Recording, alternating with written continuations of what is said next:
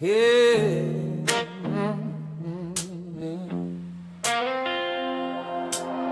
The same dirt diamond on the Friday lights, same town showing up every night.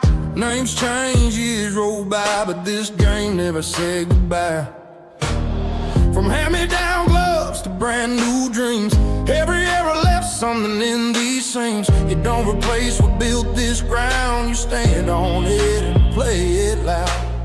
If this field could talk, it'd tell you all. Every pitch matters in this town. This is Decatur, this is how we play. 9 innings, no shortcuts, earn it every day.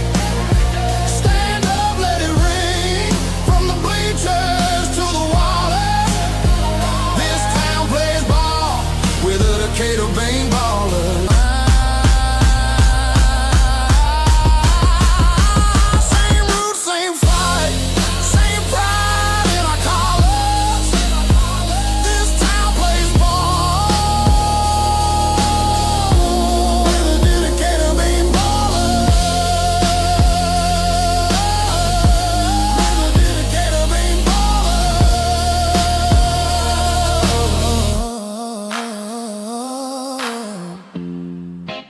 Beanball baller, beanball baller.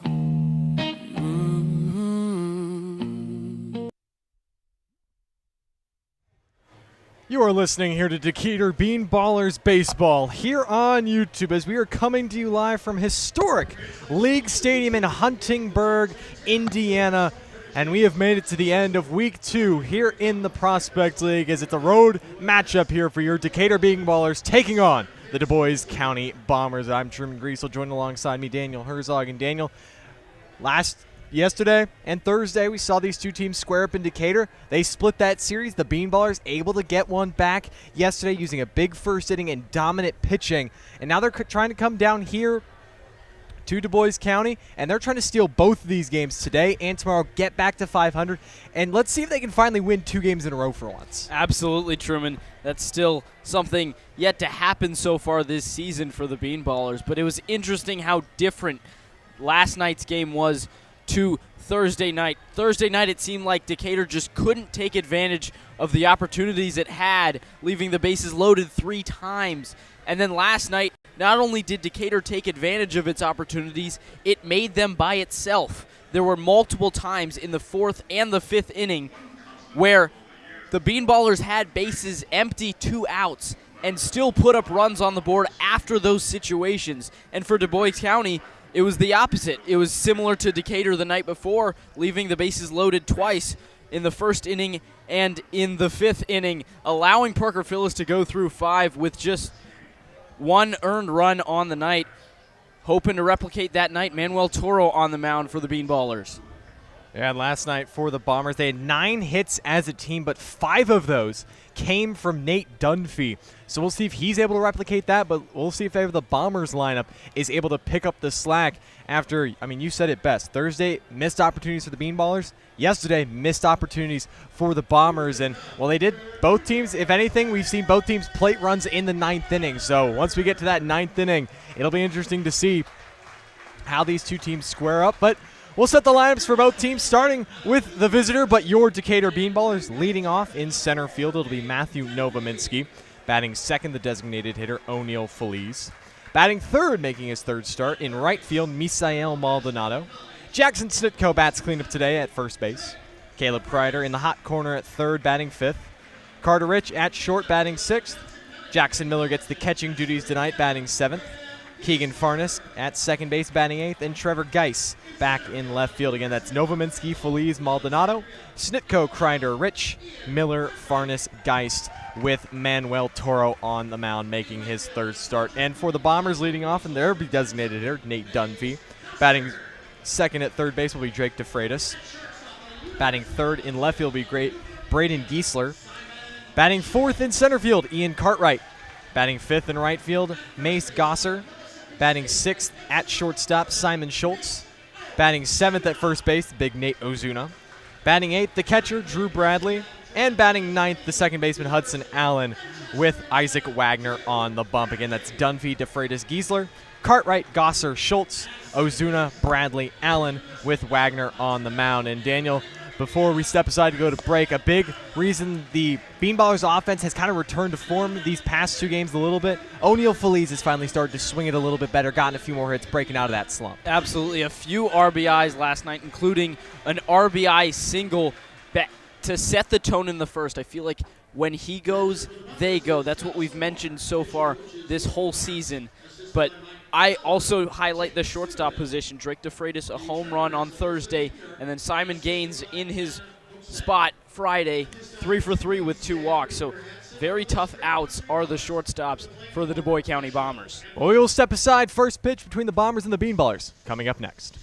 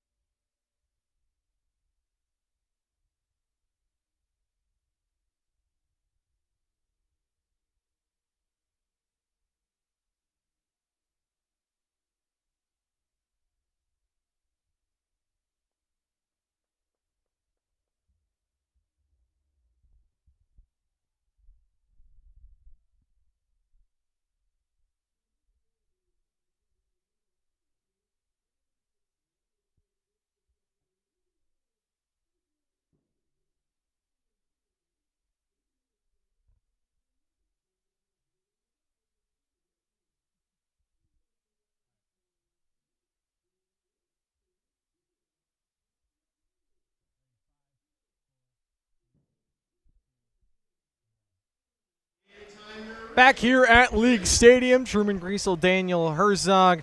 Third of 4 games between the Bean Ballers and the Dubois County Bombers. The Bombers wearing their cream jerseys, cream pants with red sleeves, Prospect League logo on that left sleeve with Bombers across the front of the chest. Black big letters on their backs outlined in red. Pants with a red stripe down the side.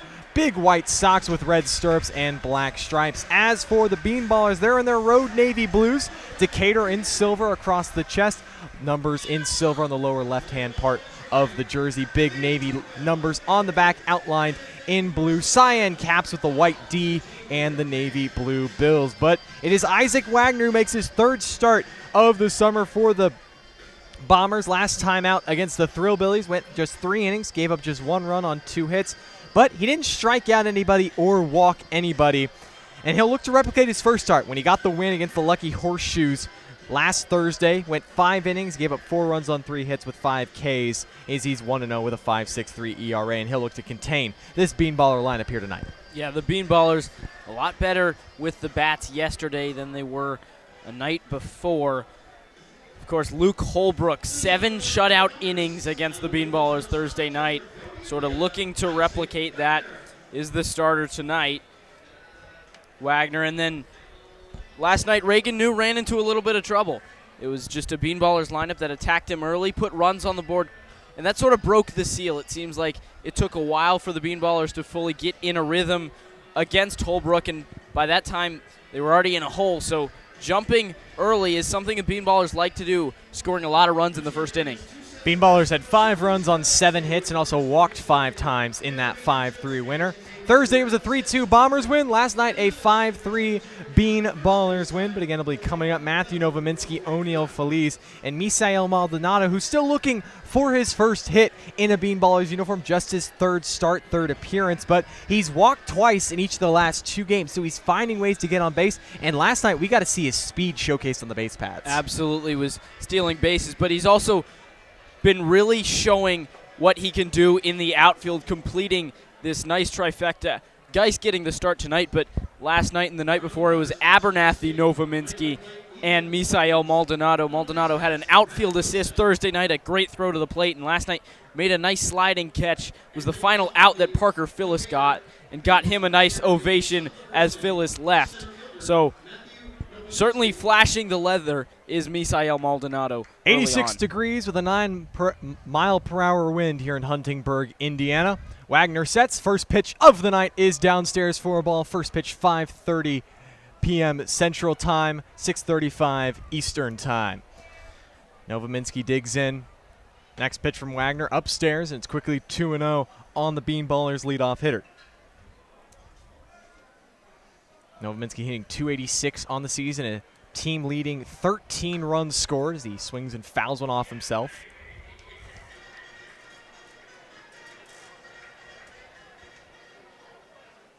Two and 1 the count on Novominski. So far, he's 2 for 6 in the series, but has reached base 4 other times. Twice via walk, twice via hit by pitch. Changeup on the outside corner, in for a strike from Wagner. Nice crowd has trickled in here to League Stadium. 320 down both the left and right field line, 385 to dead center field. 2-2 from Wagner, outside, and it's a full count. Beautiful stadium, isn't it, Truman? Everything old-fashioned, everything matching the vibe of the league of their own. The 3-2 off the end of the bat, rolled over towards Allen at second, and 1 out to start the game. Grass. The first time we're seeing grass. We'll see what that does for the Bean Ballers in the field, but that one died a little bit, allowed Novominski to get down the line quite quickly, but still putting him away in time is the second baseman, Allen. So now O'Neal Feliz digs in. 323 so far on the summer. Breaking ball fouled off towards the Bean Ballers dugout for strike 1.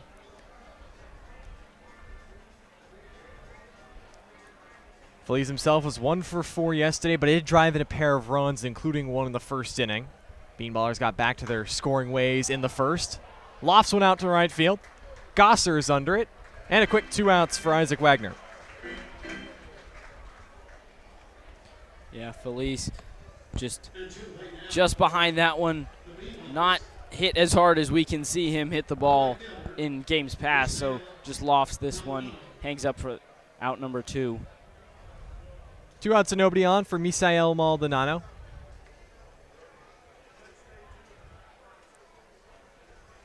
Wagner's first pitch to him, inside ball 1.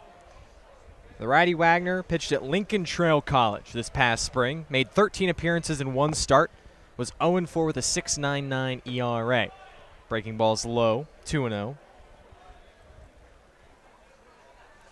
Maldonado making his 3rd straight start in right field tonight. 0 for 4 through his first 2 games, but again, mentioned in the open, he's drawn a pair of walks in each of the first 2 games. 2-0. Off the hands, dribbled toward third. DeFreitas has it and he boots it. So Maldonado reaches for the first base run of the game for the Bean Ballers. Yeah, again, softly hit. The grass just has it die. I wonder if DeFreitas might also be a little used to the turf, having played the last 2 games at Workman Family Field between these 2 teams. But, you know, just a slow roller, and Maldonado, we already talked about it, plenty of speed. He gets there in time. And not the flashiest thing, but that'll go down in the books as Misael Maldonado's first hit as a Bean Baller. And it's the first hit of the night as a team. So now Jackson Snitko, the cleanup hitter, digs in. First pitch to him from Wagner. Popped up. Third base side, but foul. Snitko making another start at first base here tonight. Leading hitter up to this point on the Bean Ballers. .367 batting average with a team-high 11 hits.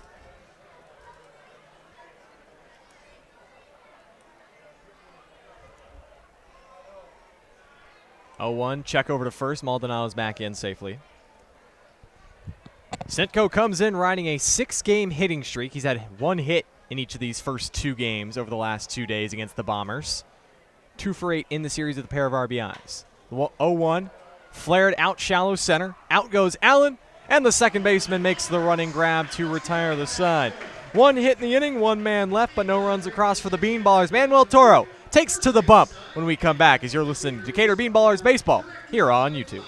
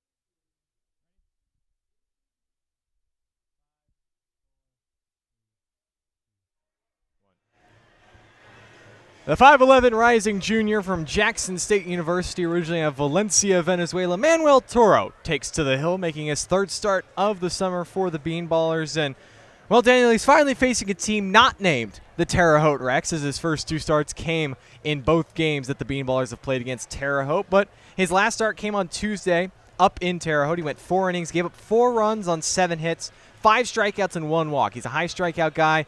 But too many pitches over the plate led to too many good contacts from the Rex that ultimately led to him exiting in the 5th inning. Yeah, the 5th inning is really where he started to – the Terre Haute, the Rex offense just started to get a good read on him, and it felt like that's where his flow got really interrupted. It was a pitcher's duel up to that point, and that's really where Terre Haute just took off after his offense had missed a couple of opportunities that might have played into it, but was a solid start up until then. It was a 7-2 loss that the Bean Ballers took on Tuesday, and also the first loss of the season for Toro. Nate Dunphy, the first one to greet him, into the left-handed batter's box. Toro into his wind, and the first pitch is roped onto the ground to second, backhanded by Keegan Farnes, and 1 pitch, 1 out to begin Manuel Toro's outing. Yeah, I think that's just a dream start for him. First pitch, you see an out, you see your defense make a nice little play over there by Farnes, ranging over a nice backhand stab, tossing it easily to Snitko. And it gets the wheels moving now for Manuel Toro on the mound. Drake DeFreitas getting ready to dig in, followed by Braden Giesler, Ian Cartwright, Mays Gosser, Simon Schultz, Nate Ozuna, Drew Bradley, and then Hudson Allen round out this Bombers order. DeFreitas into the right-hand batter's box. First pitch to him is inside, ball 1. DeFreitas got the scoring started on Thursday, as he did not play yesterday and hit a 2-run homer in that 3-2 win. He sends one that way in his first at-bat. Maldonado ranges back and just in front of the warning track, runs it down for out number 2. So Manuel Toro being efficient, 3 pitches, 2 outs. Yeah, a lot harder contact on that swing from DeFreitas, but same result, out number 2. That's really all you want. A nice play by Maldonado, ranging over, reaching across the body to make the catch. DeFreitas seems to have easy power the opposite way, but robbed of a hit from Maldonado. So now Braden Giesler digs in. The man from just up the road in Jasper, Indiana. Left-handed hitter. Cuts on and miss at the first pitch. Strike 1. Giesler, much like Misael Maldonado on the Bean Ballers side, making his 3rd appearance of the summer. He played college ball at Johnson County Community College and got to hoist a national championship trophy with his collegiate team earlier this week. The 0-1. He launches one high in the air, but it's tailing foul. Maldonado will give it a look, but it's out of play. 0-2 now on the Bombers left fielder. It was a frustrating night last night for Giesler, 0 for 5 with a punch out, and he's just looking for something different. In fact, last night the Bombers only got one hit from hitters not named Nate Dunphy and Simon Gaines, so 3 through 9 was really quiet. 0-2 grounded off of Toro, but Farnes ranges over, tracks it down, and throws out Braden Griessel. Toro dusts off his shoulder, and it's a 1-2-3 first for the right-hander. No runs across, nobody left. We're headed to the second inning here in Huntingtonburg, Indiana. No score between the Ballers and the Bombers.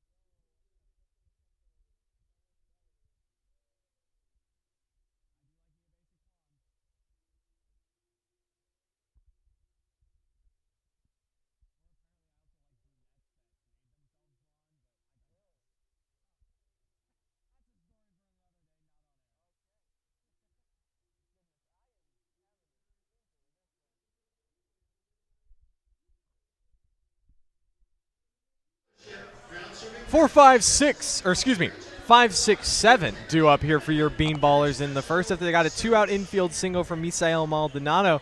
Manuel Toro worked a very efficient and quick first inning, but the Ballers will try to get on the board as they were just held off the board in the first inning for one of the few times this year, Daniel. We're in game 11. We're just so used to them scoring in the first inning, but we're going to have to get it done in one of the other 8 innings here tonight. Yeah, it became apparent after that first 2-game homestand and then the game at Thrillville how quickly this offense could pick up to start a game. But now the Bean Ballers, zeros on the board, and those typically they don't fare well when it's a pitcher's duel. Think about that Danville game, the Dubois County game the other night. So hopefully the Bean Ballers able to shake out of this one. It was a 2-1 homestand for the Bean Ballers this week, but again, they come in 4-6. They are still looking for their first 2-game winning in a row. As the first pitch to Caleb Kreider off the handle of his bat and foul. Isaac Wagner went full to Matthew Novominski to lead off the game, but then it was 2 pitches to record O'Neal Feliz getting out, 3 pitches to Maldonado, and 2 pitches to Jackson Snitko. Breaking balls fouled back again, so 0-2 quickly to Caleb Kreider.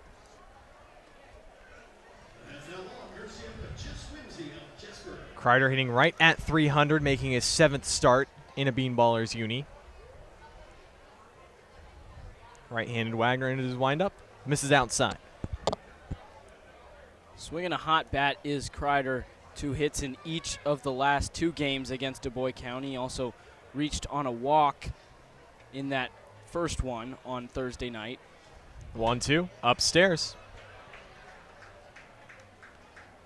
He's also the all-heart player of the game Thursday for his efforts, even in the loss, 2 for 3 with a run scored. And he's really picked it up again, Truman. His first hit with the Bean Ballers wasn't until Sunday against the Lafayette Aviators. Since then, now up to 300 with the batting average. 2-2s, dribbled up the first base line, but it clicks foul. Count remains 2 balls and 2 strikes. A nice crowd is filled in here at League Stadium. It's got one of those classic stadium feels that the modern upkeep has really made it a very nice place to come and watch a game. Another 2-2. Off the hands, but Kreider lifts it out into right center field, and it's down for a hit. Make it 4 straight games with a hit for Caleb Kreider, and he reaches the lead off the second. Yeah, great piece of hitting there from Kreider to just put it into right center the other way. Not a chance anyone gets to that. That's a base hit in any ballpark in America. Right between Cartwright and Gosser. Took a nice turn, but decided he'd hold to first with a single. Now Carter Rich digs in.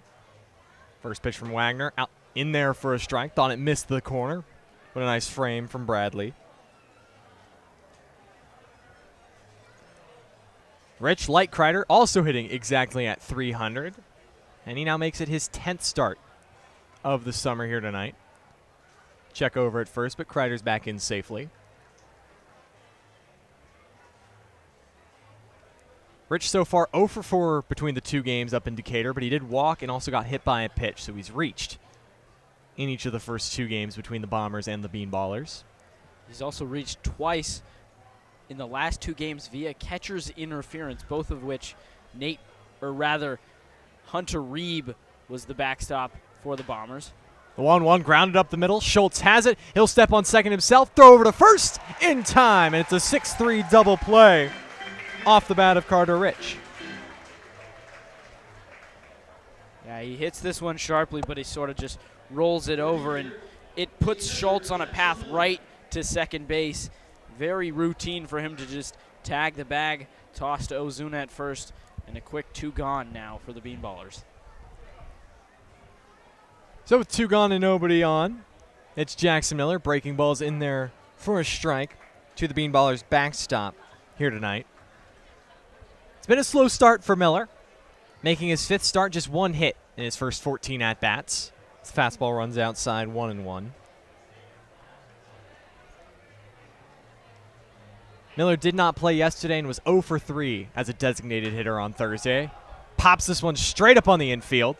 In comes DeFreitas and Wagner and Allen. They all converge, and it's the third baseman DeFreitas who makes the grab just outside the home plate dirt circle for out number 3. 1 hit in the inning, but a double play helps out Isaac Wagner. He faces the minimum, headed to the bottom of the second. Still no score.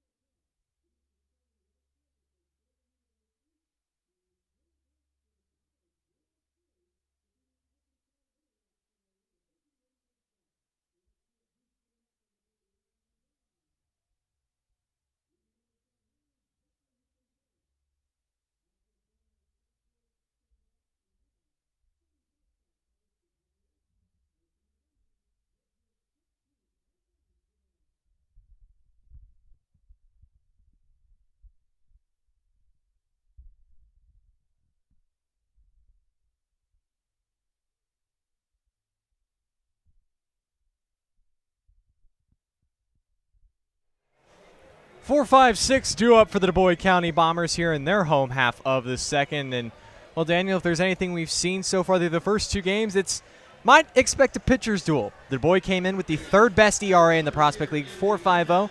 The Bean Ballers, 8th best, 5.29. And, I mean, it's been a quick and efficient so far for Manuel Toro and Isaac Wagner. Yeah, Toro faced the minimum through 1. Wagner has faced 1 more than the minimum through 2. Got some help with a double play from his infield. First pitch of the second, breaking ball in there for strike 1 to Ian Cartwright. Cartwright comes in hitting 321. Also riding a 4-game hitting streak, the right-handed hitter. Next pitch runs inside. Evens it up at 1 ball, 1 strike.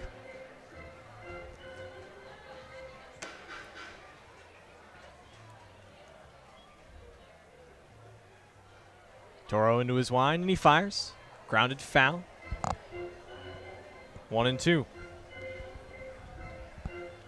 Toro has 5 strikeouts in each of his first 2 starts.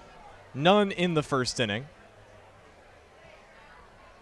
But Cartwright second on the team with 10. Breaking ball just upstairs, 2-2.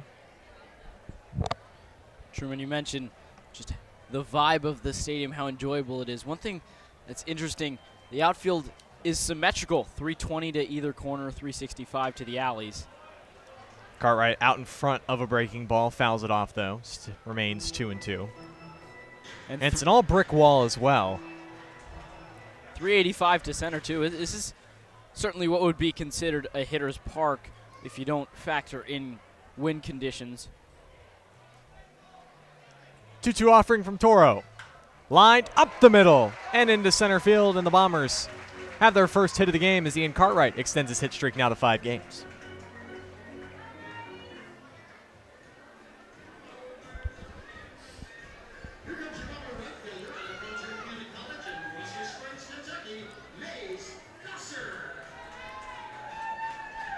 So now Mays Gosser digs in. The runner at first and nobody out. The man from Russell Springs, Kentucky makes his first appearance here against the Ballers. First pitch from Toro. Breaking ball. Did he go? No.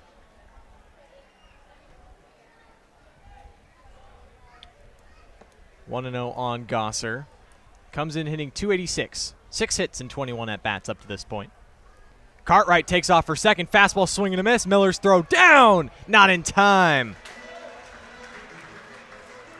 Right on the money from Miller, but just a hair too late.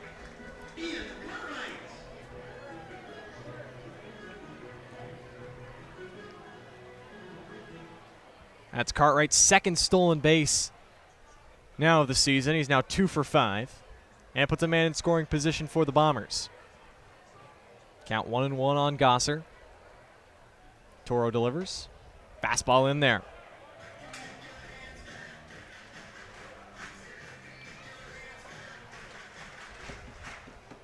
Gosser 2 RBIs up to this point this summer.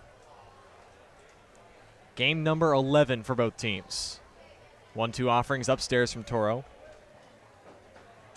Bombers coming 6-4, second in the Central Division, trailing the Danville Dans by just 1 game. Bean Ballers 4-6, and third, tied with the Springfield Lucky Horseshoes, trailing the Bombers by 2 and the Dans by 3 games in the standings. 2-2, upstairs, full count. Simon Schultz stands on deck. Big pitch here. You really want to get out number 1, especially with a runner already in scoring position. Payoff pitch. Foul back.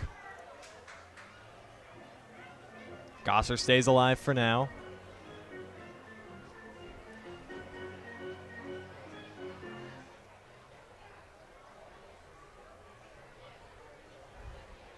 Right-handed hitter stands at 6'4". Another payoff pitch. Off the end of the bat, rolled up the middle. Rich has it. 1 out in the inning, but Cartwright moves up to third and is now 90 feet away. Yeah, that one softly hit. Easily gives Cartwright the chance to advance, and now 90 feet away after the stolen base, and he moves up on the ground out is Cartwright. Now the Purple Ace himself, Simon Schultz, steps into the batter's box. Finished up his true freshman campaign at Evansville University. Left-handed hitter digs in with a man at third and 1 out. First pitch to him is high and away. Schultz third on the team with a .409 batting average. 9 hits in 22 at-bats. Here making his 8th start. 1-0, misses at the same spot, 2-0.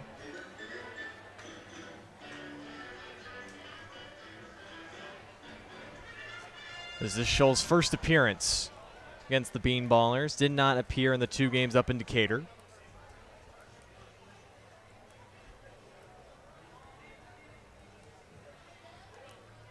Manuel Toro back into the windup. A 2-0. Inside 3-0. Nate Ozuna standing on deck. Yeah, I think Toro just needs to go back on the attack the way he was in the first inning through just 5 pitches there. He's already worked a 2-2 count against Cartwright, a full count against Gosser. 3-0. Right in there. Strike 1. Schultz was taking all the way.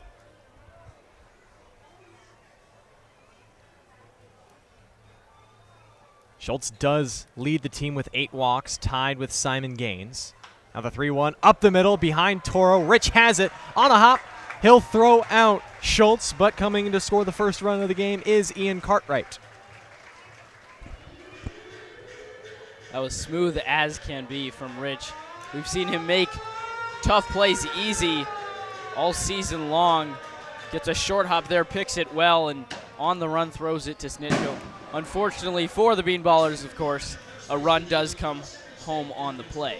And you talked about yesterday the Bean Ballers were able to manufacture their runs. That was a manufactured run. A leadoff single, a stolen base, and then a couple of ground outs to advance him and score Ian Cartwright. Nate Ozuna hacks at the first pitch, flares it out, shallow right field. Farnes and Maldonado converge, and it's Maldonado, the right fielder, who calls it off and makes the grab for out number 3. But one run in the inning on one hit, headed to the third. Bombers lead the Bean Ballers early, 1-0.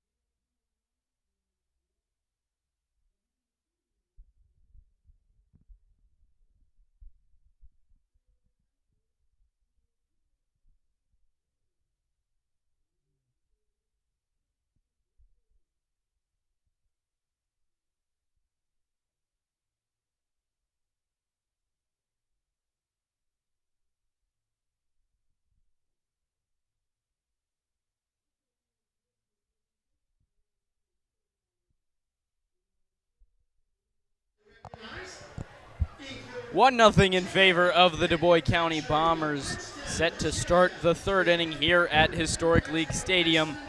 The Bean Ballers got 8-9-1 coming up. Keegan Farnes, Trevor Geis, and then the top of the order with Matthew Novominski up to the plate. But it's been a quiet day for both offenses through an inning and a third. And then in that second inning, just a leadoff single. We talked about it, Truman, just manufacturing runs. A leadoff single, then a stolen base. A ground out moves that runner to third.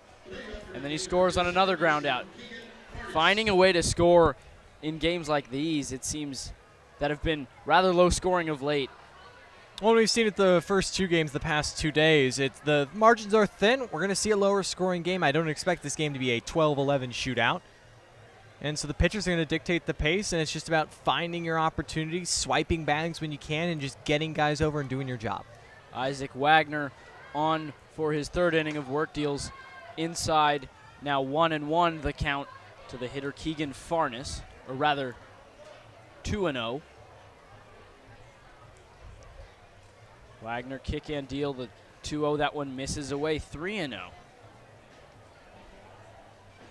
Wagner, just the second time he has a hitter in a 3-ball count today. Got to go all the way back to the first one of the game to Matthew Novominski as he delivers a strike on the inside edge to Farnes.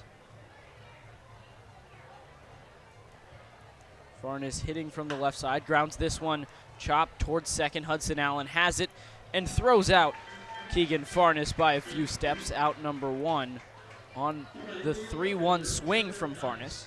Yeah, just out in front of that one. Wagner, not a guy who's going to overpower you. It's a mid-80s fastball. I just feel like the Bean Ballers are a little out in front, rolling over right there. Would have liked to see Farnes wait a little bit back, and he shoots that one into left center field. Now up to the plate, Trevor Geis, the left fielder, as he lines this one over the head of the shortstop Simon Schultz and into left center field for a base hit. So the third hit of the day for the Bean Ballers, and they have one aboard with only one out here in the top of the third. That's really great to see from Geis. He's only making his 4th start, but first pitch he sees, we were talking about it pregame, he peppers the outfield in batting practice. And so finally getting able to see that he has the strength to, even though that was off the end of the bat, still get it over the head of the shortstop and into left field. Now you have a one-out base runner with some speed. Top of the order now due up. Matthew Novominski takes a strike on the inside edge. Yeah, you mentioned it, Truman. Geiss in batting practice is very impressive. Saw him leave the yard a few times today. And at Workman Family Field, which has larger dimensions, there have been times where he's hitting, maybe one-hopping the wall in right field to the opposite field for him. Now in the hole 0-2 after a foul ball is Novominski. He grounded out his first time up to lead things off.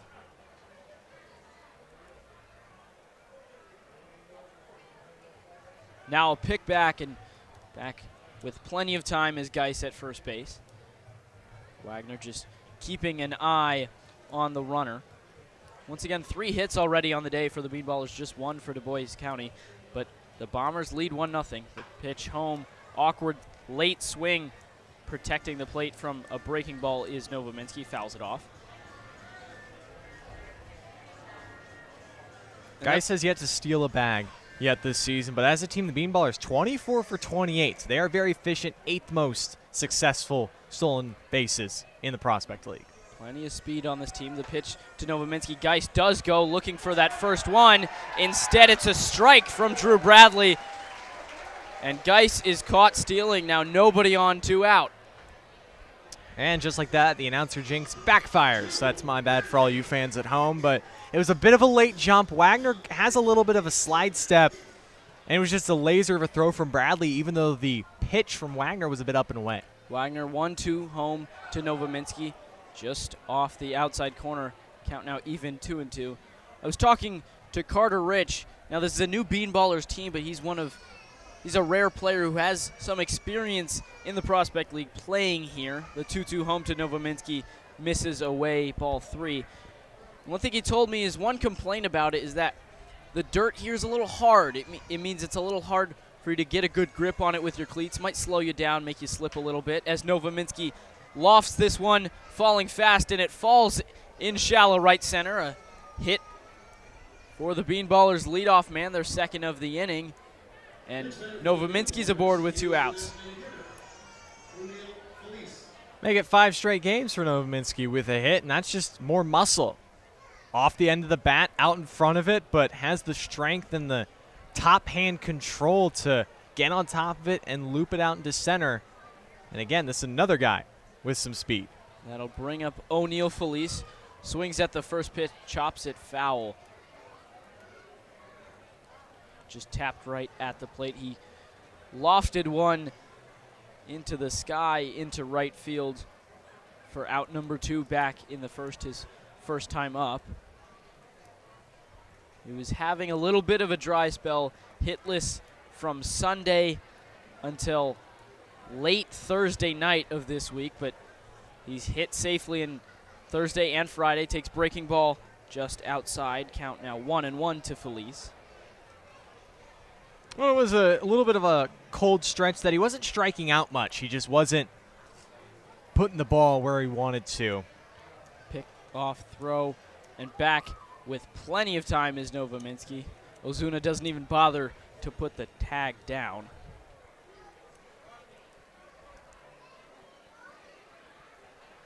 Five for 7 as Novominski leads the team. The 1-1 home to Felice. That one cut on and missed. Strike 2.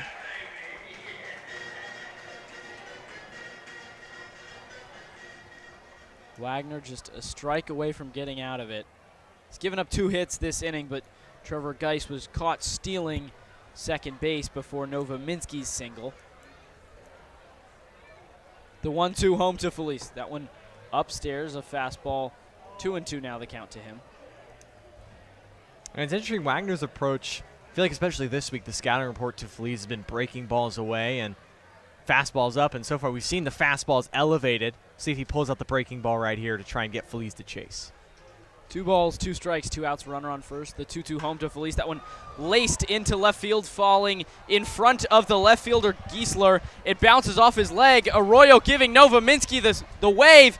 He's coming to the plate. The throw bounces in the infield, and Novominski slides in safely. The Bean Ballers tie it up on a hit from O'Neal Felice. Novominski coming around to score from first. That's what speed do. And that's one you challenge him with the heater. And then if you're Griessel out and left, you pull up short, that ball clips off your hip, you don't know where it goes.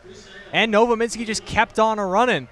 And that's how the Bean Ballers score their first run, but it's just a mistake to O'Neal Felice, and he's going to make you pay on mistakes like those. Yeah, just a tough hop there from Griessel. Lands right in front of him, bounces off of him, goes all the way to Cartwright in center, and Novominski comes around to score. That one a strike to Misael Maldonado, now up to the plate. The Bean Ballers have now tied it. It's 1-1 here in the top of the third, and Felice is standing on second. The 1-1 home. That one blooped into left field in between them, but Griessel over to make the catch for out number 3. So the Bean Ballers tie the game up on an RBI double from O'Neal Felice. We go to the bottom of the third, 1-1 here at League Stadium.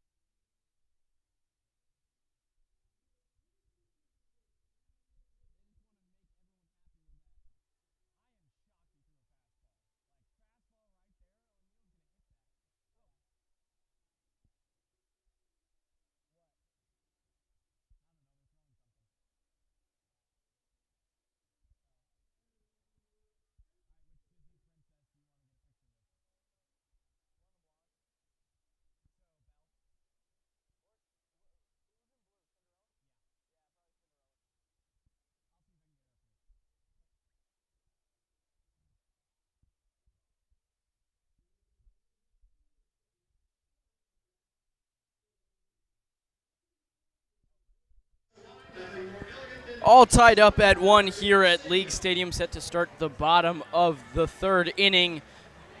That fly ball from O'Neal Felice into left center now ruled a single. Felice does get the RBI on the run scored on the play, but he advances to second via the error from Griessel, so no double for him, just a single. But the Bean Ballers are now on the board. Bean Ballers 3 hits last inning, now 5 on the game. Dubois County just 1, but the score even 1-1. And now up to the plate, fouling off the first pitch from Toro is Drew Bradley, the catcher tonight for Dubois County. This is now the third different backstop we've seen for the Bombers. Takes strike 2 on the outside edge. Last night it was Hunter Reeb, and the night before John DiGregorio manned the backstop for the Bombers. Toro quickly ahead 0-2. The pitch, that one inside, breaking ball, doesn't quite catch the corner. 1-2 now the count. Well, and we've seen that from the Bean Ballers, the way Gabe Arroyo has managed his 3 catchers, O'Neal Felice, Jackson Miller, who gets the catching duties tonight, and Gage Reynolds. So now 1-2 the count. That one breaking ball again, doesn't quite catch the corner, same spot. 2-2. Now the count to Bradley.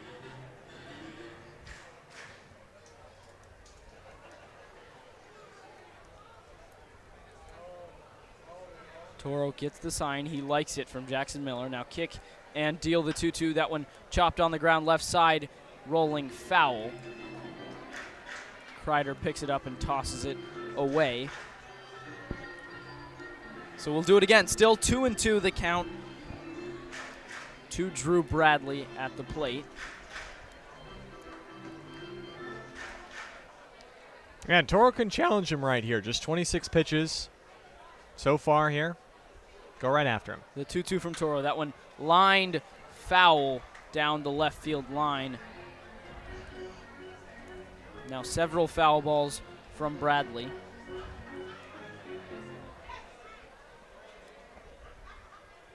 It was a quick first inning for Toro, but last inning ran into a little bit of trouble. The 2-2 home. That one upstairs. Count goes full. Yeah, just 5 pitches for the first inning from Toro, but last inning had a few 3-ball counts. Gave up a leadoff single to Cartwright. Ian Cartwright, the center fielder for the Bombers, who then stole second and then advanced to third and then home on groundouts. The full count pitch, that one runs inside, ball 4. Toro thought he had his first punch out of the evening, but instead it's his first free pass given up, and the leadoff runner is aboard. Yeah, just missed it barely inside, but it's those small misses that you want to see from Toro. He's not missing by a wide margin. It's those kind of borderline calls, but should be able to get those. Inside corner has been working. He walked just 1 in each of his first 2 starts, and there's his first walk here. And now, get this, Truman. Hudson Allen wearing a blazer, laces one into left field on the first pitch he sees for a base hit. So, looks like the top part to a tuxedo. And Allen's aboard. Yeah, it's the fun promotional stunts that the Bombers are doing. Crowd was loving it. Has to be hot, though. I mean, again, we've upper 80s here in Huntingburg, Indiana, but, I mean, that's a black blazer. That'll bring up Nate Dunphy, the designated hitter tonight, was in center last night. Swings at the first pitch, golfs it, caught by Geis in left, and runners retreat back to their bases. So a quick out, number 1, after the first 2 runners reach. Yeah, if anything for Toro, we've seen him maneuver around base runners, but they haven't phased him. He goes right after Dunphy, gets him to pop it up after a night after Dunphy was 5 for 5. He's now 0 for 2. But here's the guy you got to get, DeFreitas. He showed power to the opposite field. I'd like to see if you could try to jam him inside, see if he can't get those hands extended and launch one out to the right center, right field. So now 2 runners on, but 1 away here in the bottom of the third, 1-1 ball game. That one is hit to the opposite field for DeFreitas, but right to Maldonado, who has an absolute cannon of a throw in to the infield. Runners again retreat back to their bases, and a quick out, number 2. Well, I guess I stand to be corrected. You can pitch DeFreitas anywhere you want. He'll still hit it to right, but, you know, we got a guy out there. His name's Misael Maldonado. He's been great with the leather so far. So the last 3 batters, all 1 pitch at bats. The last 2 represent the 2 outs in the inning. That'll bring up Braden Griessel, the left fielder for Dubois County. Watches ball 1 outside. Yeah, I was talking to Maldonado pregame. He said in high school he did play infield and outfield, but in college at New Mexico Military Institute, he mainly just played outfield. I asked him which outfield position is his favorite. He said right field. That's where he feels most comfortable. The 1-0, that one misses away again to Griessel, who grounded out to end the first inning. It's officially scored 1-4-3. It was a ground ball bounced off of Toro, fielded by Farnes at second, who threw Griessel out at first. 2-0, he's ahead in the count. 2 outs, runners on first and second in the last of the third. That one in there for strike 1 on the outside edge from Toro.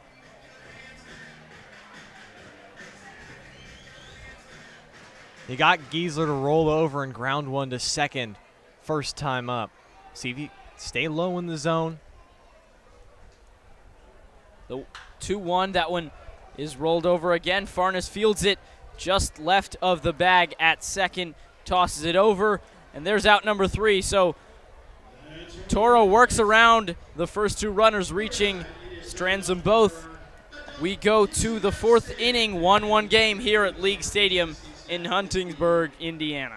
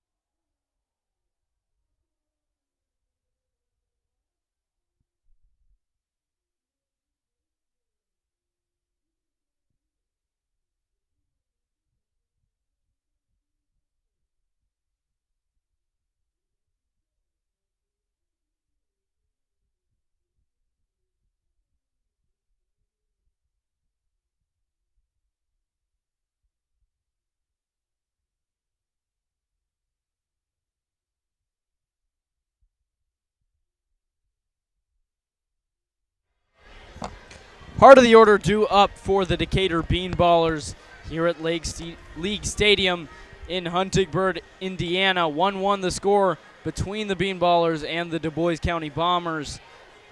The first two of this 4-game series played last night and Thursday night at Workman Family Baseball Field in Decatur. Now we've got tonight and tomorrow at League Stadium.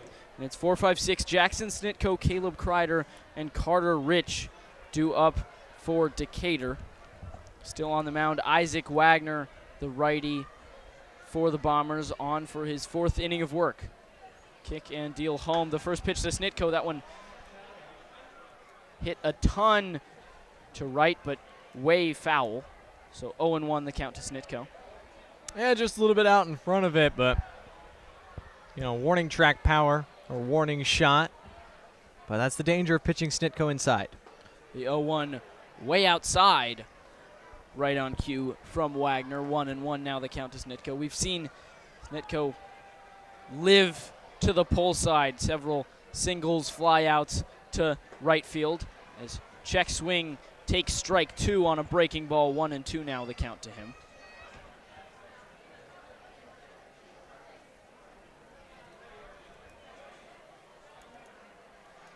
The 1-2 home, that one lined into right field, and it's just foul of the right field line.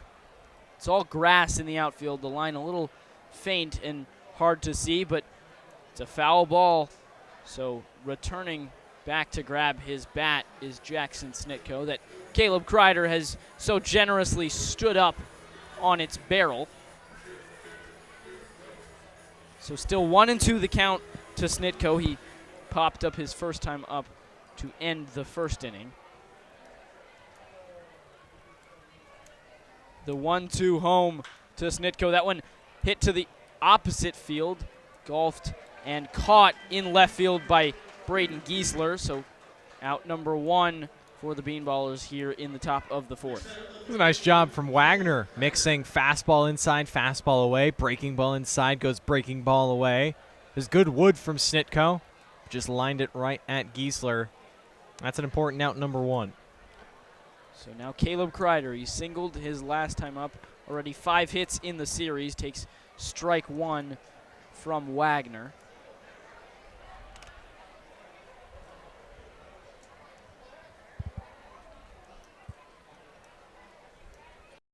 And that one smoked to center, but right at the center fielder, Ian Cartwright. So quick 2 outs for the Bean Ballers on a pair of flyouts. And that'll bring up the shortstop, Carter Rich.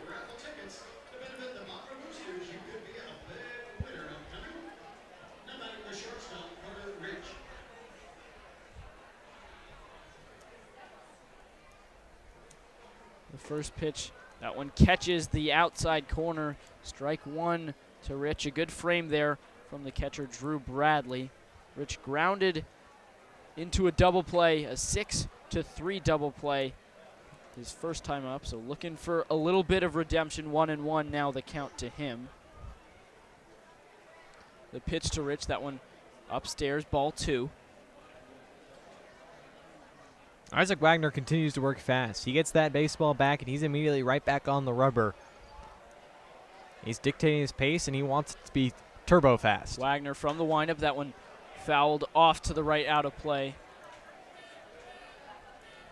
The count still 2-2 to Rich. Wagner gets the sign from Bradley. Kick and deal, the 2-2. That one, a fastball up, foul tipped into the mount of Drew Bradley, and that's out number 3. So the Bean Ballers go 1-2-3 in the 4th. We go to the bottom of said inning here at League Stadium in Huntingburg, Indiana. 1-1 the score.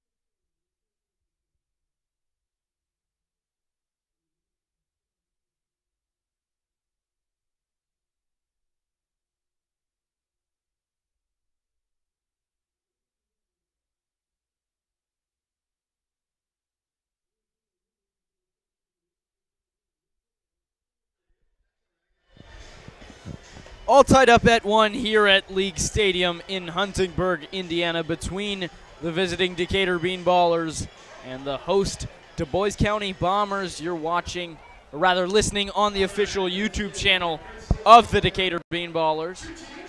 Manuel Toro out to the mound for his 4th inning of work. We've already seen a pair of really masterful starts from a starter from either team so far this series. Thursday night, it was the Bombers' Luke Holbrook going 7 shutout innings, and last night 5 1/3 one-run innings from Parker Phillips.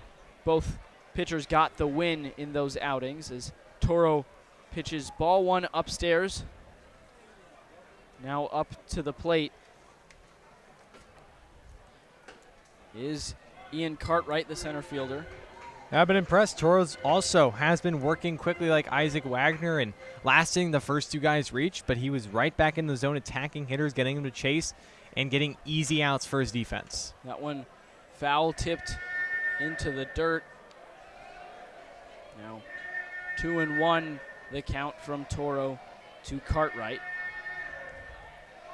Cartwright singled his last time up, came around to score the only run of the game for the Bombers thus far. He singled, stole second, moved up to third on a ground out from Mays Gosser, and scored on a ground out from Simon Schultz. So just a leadoff single is all the Bombers needed to get on the board. Only 2 hits for Dubois County. The 2-1 at home is upstairs, a fastball, ball 3 from Toro.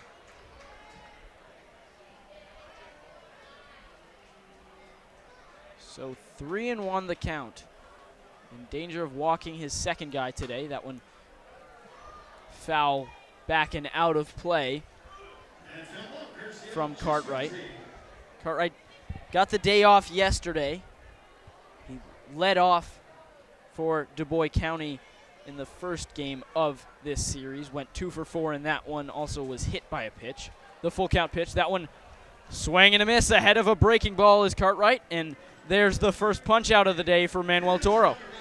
Yeah, Cartwright was sitting heater, and he was thinking fastball the whole time, but I like the confidence from Manuel Toro. Gets behind 3-1, but he goes right back at Cartwright, goes heater, then breaking ball on 3-2. You know, a pitcher, I mean, a good pitcher especially, when he has confidence in all of his pitches in any count, going breaking ball right there, 3-2.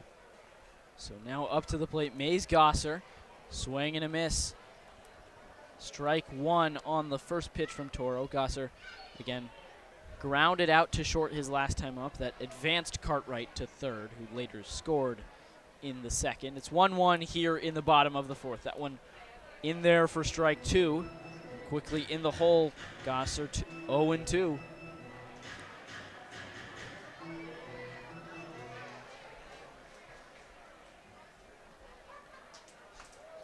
As Gosser taps the next pitch foul, staying alive. Of course, took until the 4th inning for Toro to strike out his first hitter today. He struck out 10 through his first 7 innings of his 2 appearances before this one tonight. The 0-2 home, that one grounded back up the middle. Rich fields it and tosses, getting Gosser by a step at first. So quick out number 2 now for Toro, nobody on. Sure-handed is the Milliken man over at short. That ball was crisp, gliding along the grass, but he fields it, and his momentum carries him towards first. He stays low and fires a dart over to Snitko, and it's a quick 2 up, 2 down for Manuel Toro. Again, grass here at League Stadium, not something the Bean Ballers have seen yet, at least on the infield so far this season. Toro now deals that one popped up in the infield. Farnes and Rich converge, and Rich has the catch to retire Simon Schultz. A 1-2-3 inning for Manuel Toro. We go to the 5th, all knotted up at 1 here at League Stadium.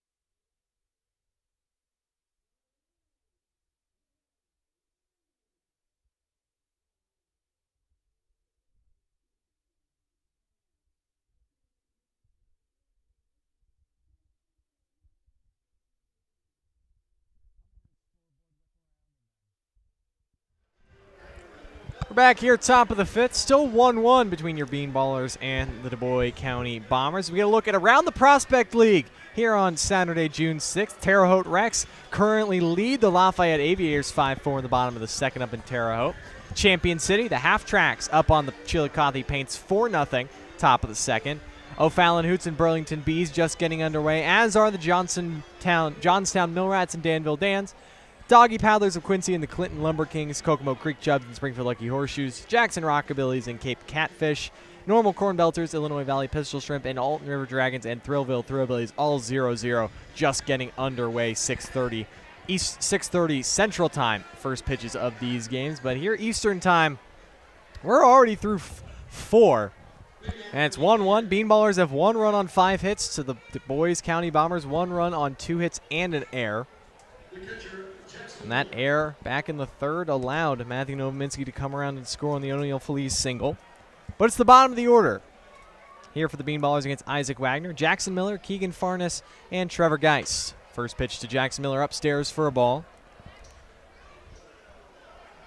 Miller popped out in foul territory to the third baseman DeFreitas, his first time up. 1-0 popped up that way again. Shallow left field this time. Giesler's ranging over, and right on the foul line makes the grab.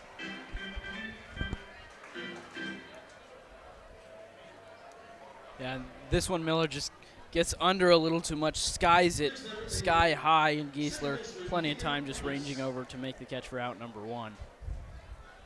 For Wagner, he had 1 clean inning. That was last inning, his first clean inning of the night. He's worked around several base runners, but he gets the leadoff man to start the 5th. This one grounded on a hop to short. Nice glove by Schultz. He throws it on the run. Nice scoop over at first from Nate Ozuna to get Keegan Farnes. Yeah, great play on all parts.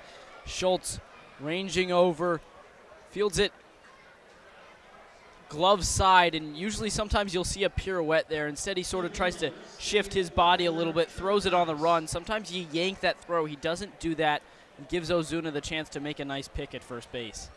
Trevor Geist, 2 outs, nobody on, takes a strike. Geist 1 for 1, singled his first time up, and then he was caught stealing on the base paths from Drew Bradley. 0-1's breaking ball low, 1-1. Just 62 pitches for Isaac Wagner through 4 2/3. So look out. 1-1 up near the dome of Trevor Geist, but he ducks out of the way.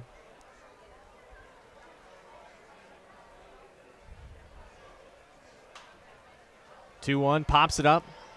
First base side, but it'll get into the seats. Wagner now 1 strike away from 5 innings of 1-run baseball.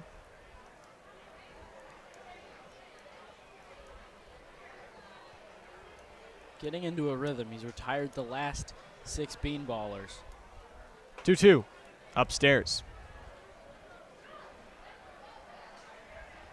This at bat, if nothing else, at least Geist made him throw a few more pitches.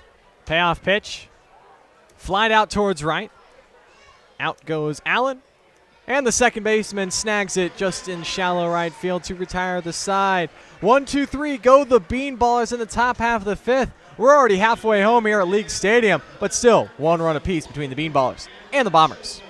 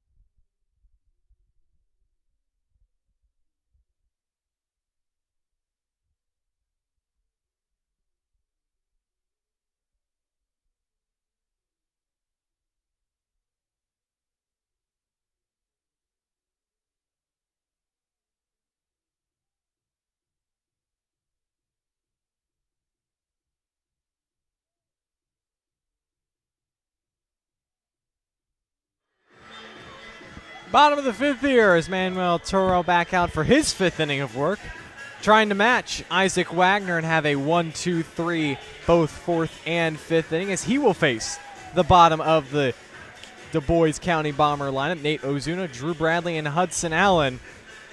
And I'm not trying to jinx this one, Daniel, but we have been cruising here tonight. But still, it seems like both teams are chasing that one run, deadlocked at a solo run apiece as Nate Ozuna takes strike one to begin the fifth. Yeah, you mentioned it, Truman. I think part of that is just one walk between these two starters tonight. Ozuna cracks one in the air, deep left field. Geist headed for the corner. That ball is gone. Deadlock broken. Nate Ozuna makes it 2-1 Bombers. Yeah, it's in the name, Bombers. This is an absolute bomb from Ozuna. It's a short porch out and left, just 320 to the corner. That one just to the right of that corner. And this crowd is alive now. First home run of the season for Nate Ozuna. Just his second RBI. But he breaks the 1-1 score with the Bombers' third hit. And it's a big one. Leadoff homer here in the fifth brings in Drew Bradley. Takes the first pitch up. Bradley is the one man who has reached base via a free pass. Drew it back in the third, but was stranded at second base. And he's quickly ahead, 2 balls and no strikes.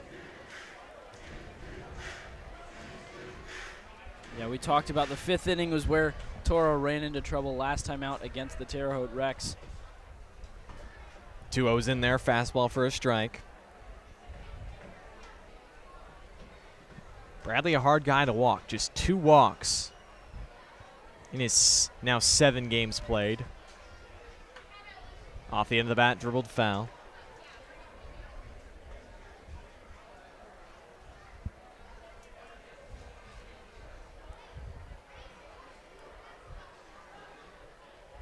Bradley just hitting 136 in his 22 at-bats.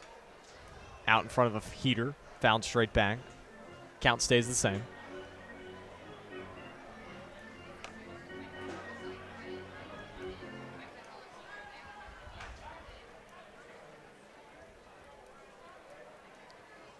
Toro back into the line. 2-2 offering. Popped up on the infield. Kreider under it. And right on top of third base, he makes the grab for the first out.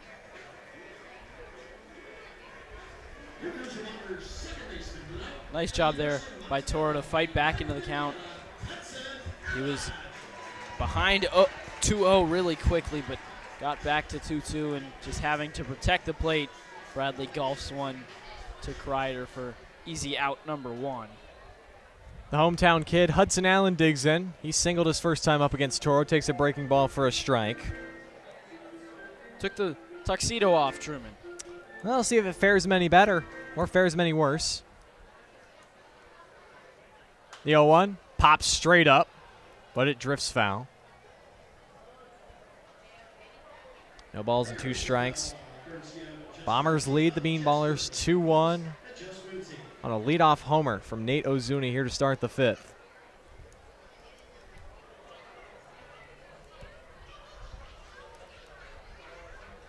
The 0-1 to Allen, late on a breaking ball.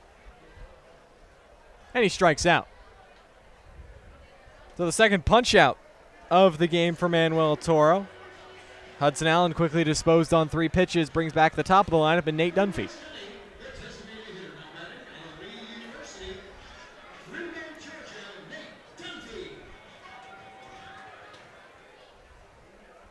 Dunphy 0 for 2. He's put the ball in the air and put the ball on the ground.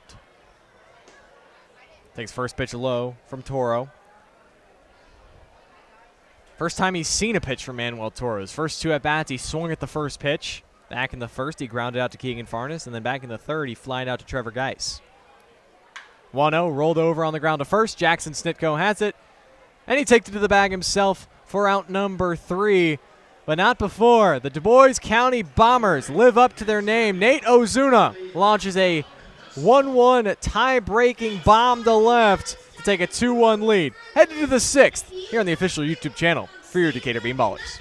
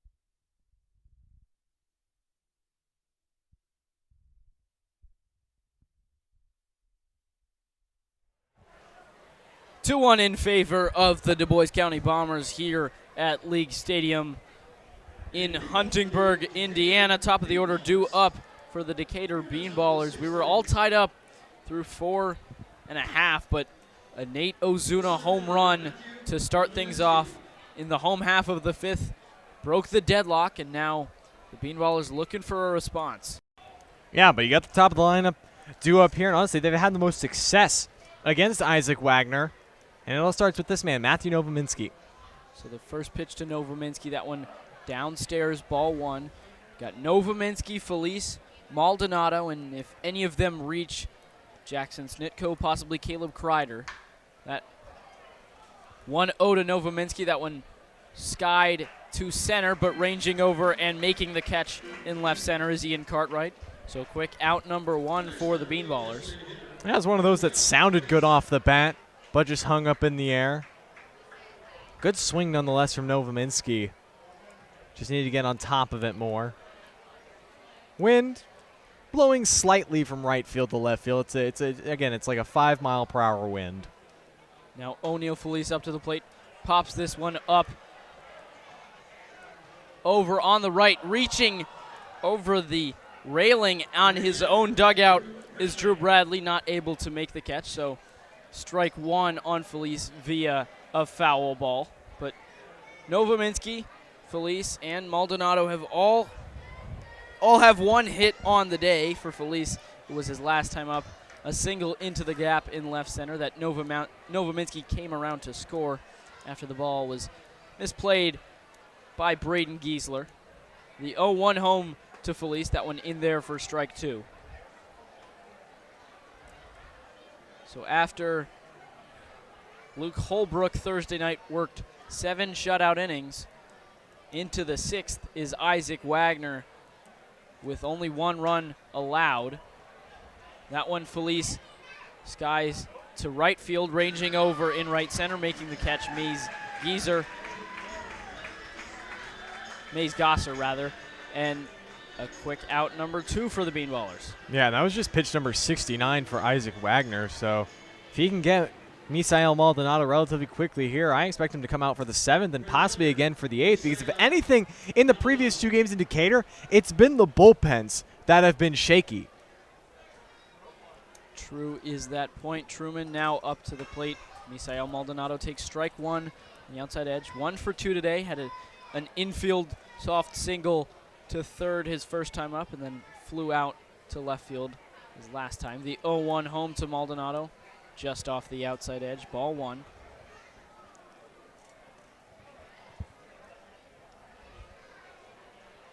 Maldonado hails from Santa Isabel, Puerto Rico. Swing, foul ball, strike 2 on him, 1-2. And Wagner just a strike away from getting through 6 innings. Only 1 punch out on the day for him. That was Carter Rich back in the fourth. But he's gotten outs. That one just upstairs.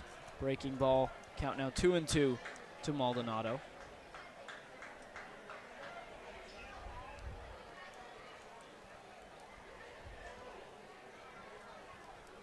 Kick in Dale Wagner, the 2-2. That one inside, almost caught Maldonado. Count goes full. This is not atypical for Maldonado.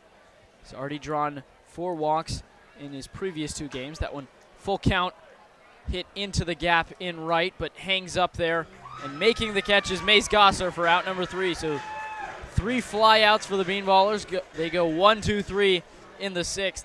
We go to the bottom of the 6th, 2-1 in favor of the Dubois County Bombers so far here at League Stadium.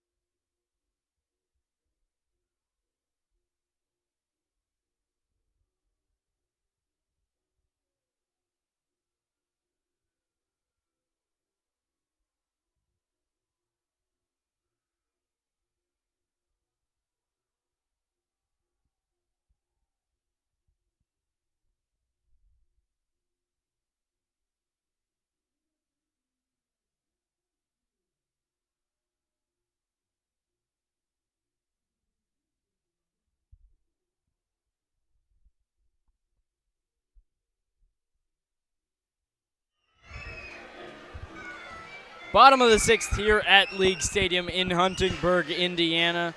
The Bean Ballers trail the Dubois County Bombers 2-1 after the Bombers broke the deadlock back in the 5th inning via a solo home run from Nate Ozuna. And then Bean Ballers had top of the lineup but go 1-2-3 in the 6th. Well, and we've been seeing the power heat up Prospect League-wide. Yesterday there were 11 home runs hit across the 10 games. First one we've seen tonight. But it was just a mistake from Toro right over the plate, and a big guy like Ozuna knew just what to do with it. Now Drake DeFreitas taps one foul down the third base line for strike 1. And speaking of guys who have power, DeFreitas hit an opposite field home run back at Workman Family Field on Thursday. Again, I don't think I've seen him pull a ball yet, Daniel. It's just been everything's to right field. Can you force Drake DeFreitas to pull a baseball? The 0-1 home to him. That one in there on the outside edge. 0-2 the count. Playing with fire a little bit, pitching him away, but works for strike 2 for Toro. Kick in deal, the 0-2 home. That one, DeFreitas strikes out swinging, so another strikeout for Toro. His 3rd of the day sends DeFreitas back to the dugout. That's now 1 in each of the last 3 innings for Toro. He continues just to be dialed in on the mound. That was just pitch number 68. You want a guy to save your bullpen. Manuel Toro could go 7-8 innings. As Braden Griessel crushes this to right field, and that one's going to leave the yard. So back-to-back innings with solo shots for the Dubois County Bombers. And doubling the lead is Braden Griessel. It's 3-1 in favor of Dubois County here at League Stadium.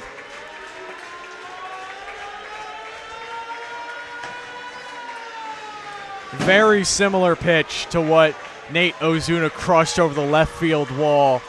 It's one of those that a breaking ball hangs in the zone, and Griessel was sitting on it, and he just turns and burns on it. So now 3-1. The Bombers lead. Up to the plate now. Ian Cartwright takes ball 1 in the dirt from Toro.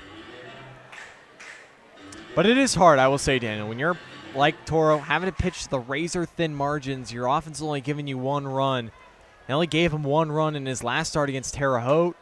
The 1-0 sent into center field. Novominski trails back and catches it a few feet shy of the warning track to dead center. So out number 2, but again, a run in.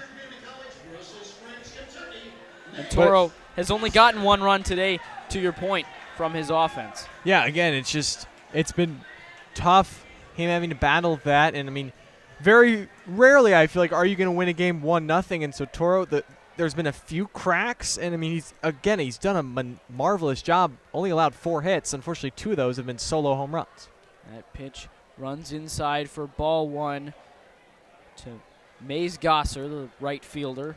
He's 0 for 2 today, grounded out to short both times. The 1-0 home, that one lined up the middle and through for a base hit right over the head of Toro. So a 2-out base hit for Mays Gosser. Just another good pitch. Gosser waited on it, and a return to center. So now a runner on with 2 outs. Toro remaining in the game. He'll now get a visit from his pitching coach, John Toney. There are several guys sort of just up and moving around in the bullpen area here at League Stadium. No fenced off bullpens. The bullpens are still in the field of play, just in foul ground. But Toney out to have a chat with Toro. And they're doing their bullpen antics. I think we got one guy running, one guy, I think, throwing a weighted ball against the brick wall. Someone else has got one of those big old plastic arm things. Another guy is kind of lightly. Looks like he's playing catch with a kid. We got one of our guys playing catch with a kid down there. And then we got several other guys walking. The bullpen, those are creatures that you have to study. Relief pitchers, those are guys you study. Their antics, the things that make them tick, their mannerisms. Peculiar creatures are relief pitchers in baseball. Yeah, if you don't understand baseball, you could certainly be entertained just watching what the bullpen does during the game, because you got to pass time there. You're sitting there not knowing if you'll enter the game, some of them knowing you won't enter the game. As we're back in action here, Toro deals ball 1 to the hitter now, Simon Schultz, up to the plate. 0 for 2 on the day. But his 3rd time through the lineup, seeming a little sharper for the Bombers as he fouls this one. Now 1-1 the count from Toro. Well, it is baseball. Batting average improves every time through the lineup. And as a pitching staff, Bean Ballers, a .283 batting average against. I think that's been prevalent today. 5 hits scattered across. It's just been unfortunate. 2 of those have been homers. Runner goes. That one lined into left center field, right where Carter Rich was playing, but he ran over to cover the bag. So now back-to-back hits with 2 outs and what was nobody on. Now 2 runners on. Still going is the Bombers lineup here in the 6th. But I still got to give credit to Carter Rich. Even though he doesn't play the ball, and it's tough because it's a lefty, so the shortstop should cover second, he did a very nice job of deking Mays Gosser to get Gosser to slide feet first and not advance to third. So now Ozuna up to the plate. He homered his last time up, last inning, to lead things off. And since then, he was matched by Braden Griessel. Now 3-1 Dubois County leads in the last of the 6th. 1-0, 2 out, 2 on. The 1-0 home, that one runs inside. 2-0 now the count to Ozuna. Toro now at 76 pitches. Yeah, I kind of expect this to be his last hitter. See if he can make it through these 6 innings.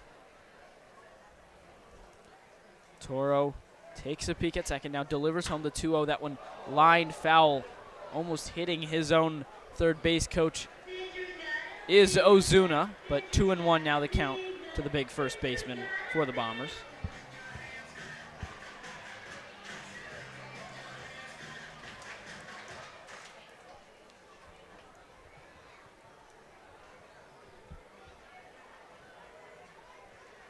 Ozuna deals home, or rather Toro deals home, swing and a miss from Ozuna. 2-2 count evened up on him. I like it. Challenging him fastball, top of the zone. Ozuna not able to catch up to it. Toro's fastball, upper 80s, might touch low 90s occasionally. The 2-2 home from him. That one golfed high in the air on the infield. Rich ranging over and catches it behind the bag at second. That's out number 3, but the Bombers get another run on the solo home run from Braden Griessel. We go to the 7th inning. Bean Ballers have some work to do, trailing 3-1.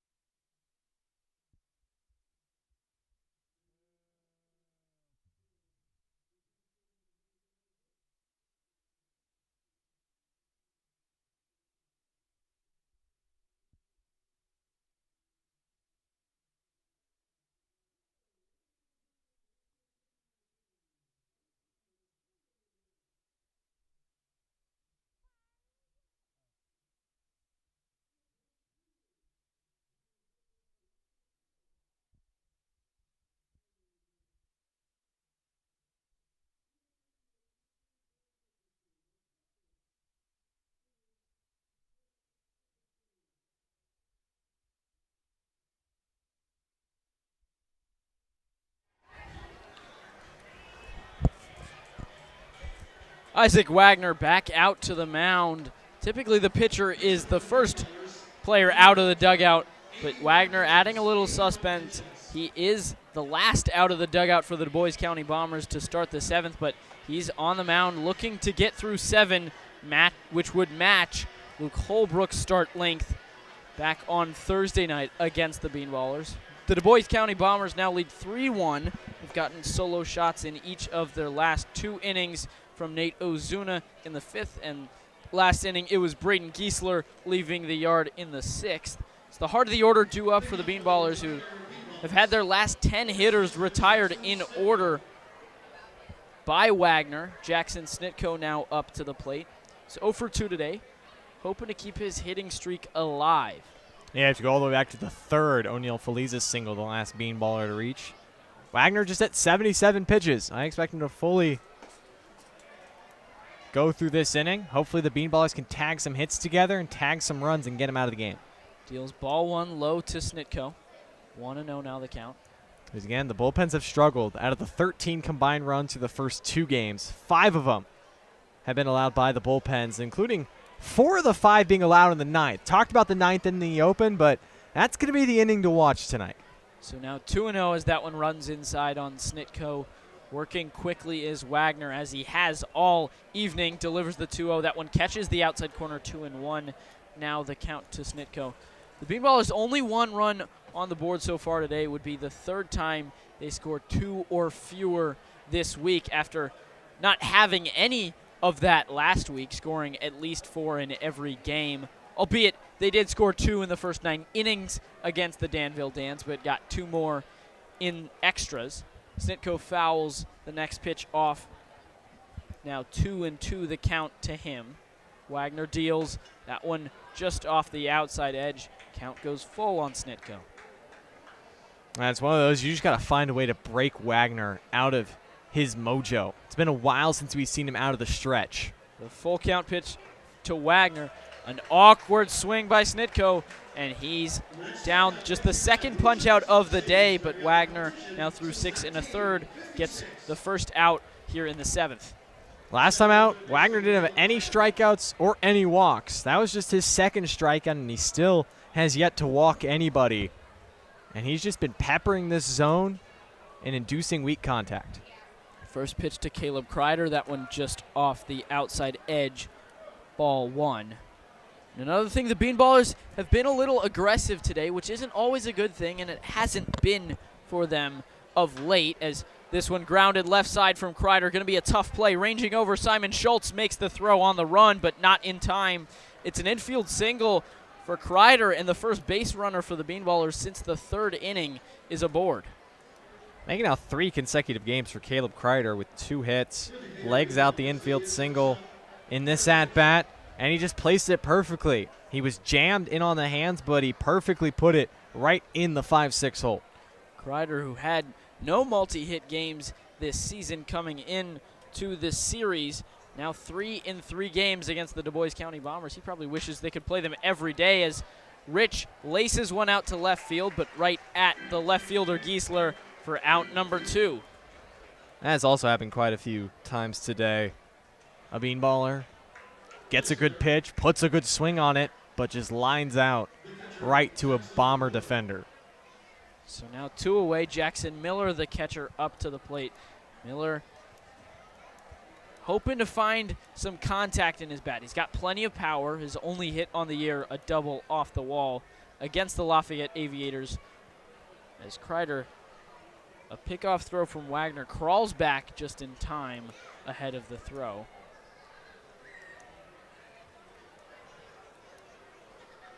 Miller, plenty of power, could possibly tie this game with 1 swing, but would need to make contact to do so.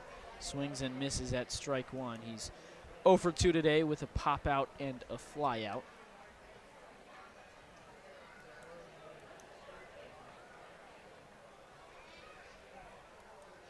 Another pickoff throw that Kreider dives back in safely ahead of. Well, it's been a tough stretch also for Jackson Miller. You have to go all the way back to his first at-bat last Sunday against Lafayette the last time he got a hit. 0 for now his last 13. The 0-1 home. Wagner, swing and a miss from Miller, rather foul, tips it into the glove of Drew Bradley. So strike 2, 0-2. Miller in the hole with 2 away. Like to see him try and just shorten up right here. Sit on the fastball, but adjust to the off speed, but just shorten up. Just try to put something into left center field. The 0-2, that one, Miller does shorten up, fouls it off to the left and out of play. Staying alive, but still in the hole, 0-2.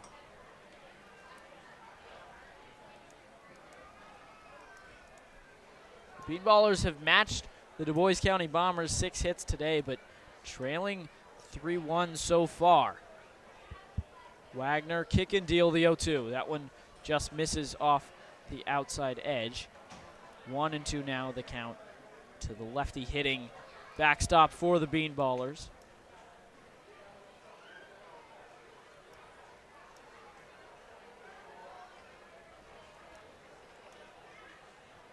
The 1-2 home. Breaking ball, that one golfed into the air.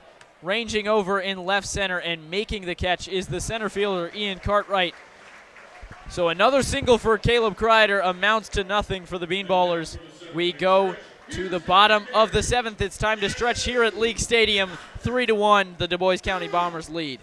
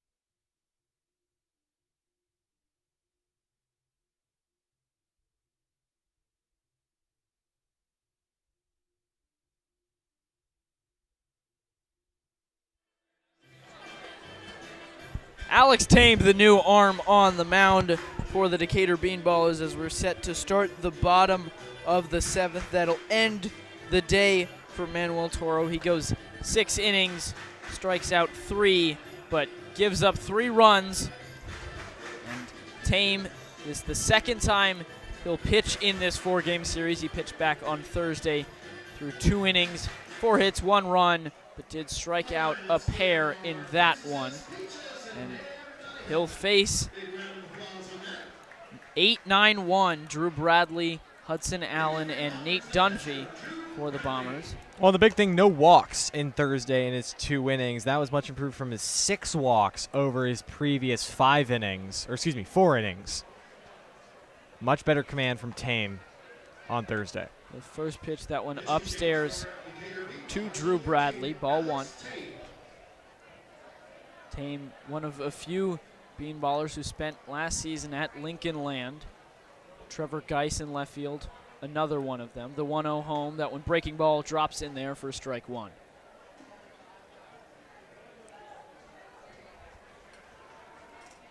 Tame, no windup for him, only from the stretch as he is here with the bases empty.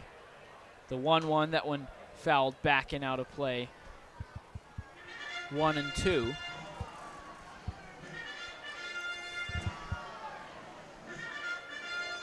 So the Bombers got on the board back in the 2nd inning. Bean Ballers responded in the 3rd, but the 5th and 6th, a pair of solo shots for the Dubois County Bombers, and that's the difference in the game up to this point. Next pitch, high and out of the glove of Jackson Miller. Count now even 2-2. To Drew Bradley.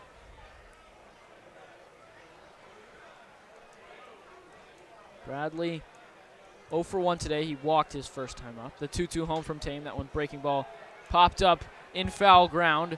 Tossing off the mask and making the catch for out number 1 is the catcher, Jackson Miller. Yeah, nice job for Miller. He got rid of the mask early, located the ball, and nice job from Tame. Fastball elevated, got Bradley to chase it, got him to pop it up. That'll bring up Hudson Allen.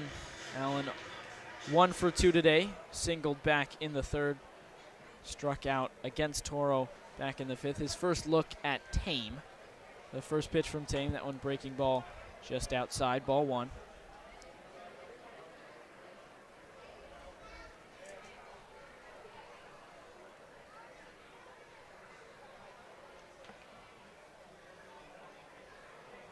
The next pitch, that one blooped into left center field. Geiss and Novominski converge, and Geiss leaves it for the center fielder to make the catch. Quick 2 outs for Alex Tame here in the bottom of the 7th, trying to put a 0 up and done his job so far. Yeah, nice pitch. Again, this one low in the zone. Gets Allen to pop it up again. And then Matthew Novominski, no fly zone out there. We've been over this before. So now Nate Dunphy up to the plate. He went 5 for 5 last night, a full house, 3 singles, 2 doubles. Takes ball 1 from Tame, but tonight he's been 0 for 3. Has Dunphy. He actually has appeared in all 3 games. Pinch ran in game 1, came around to score in the 8th inning. Pinch running for the catcher, John DiGregorio, before Hunter Reeb replaced him in the field.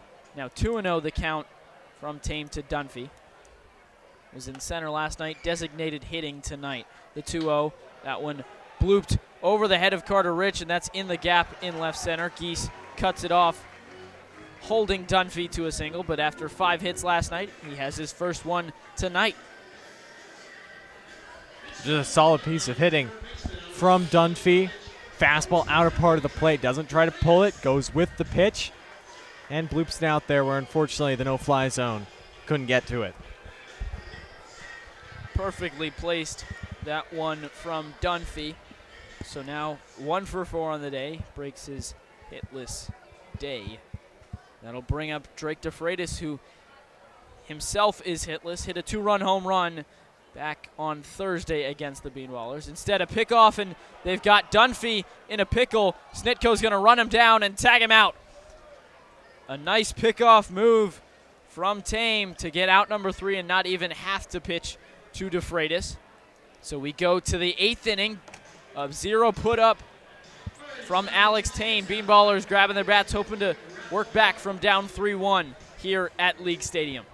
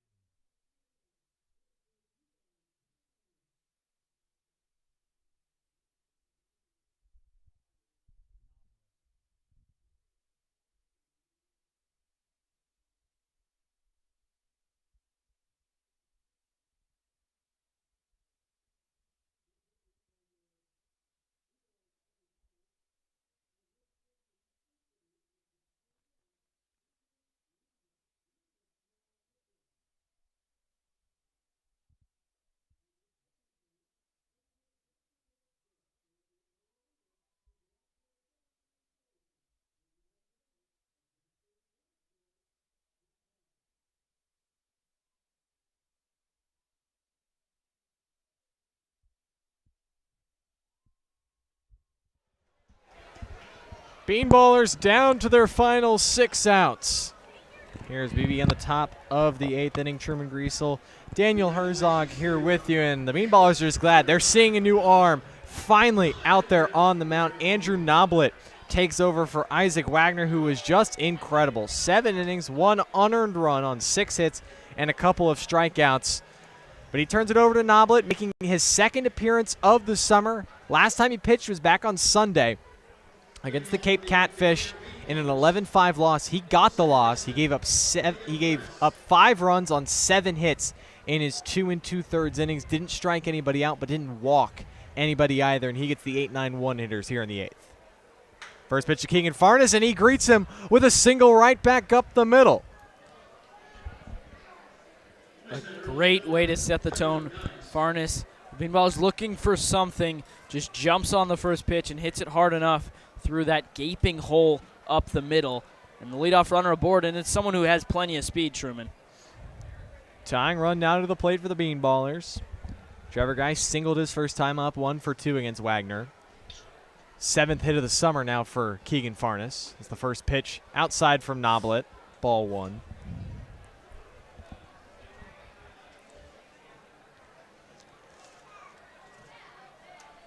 Noblet from Rose-Hulman Institute of Technology.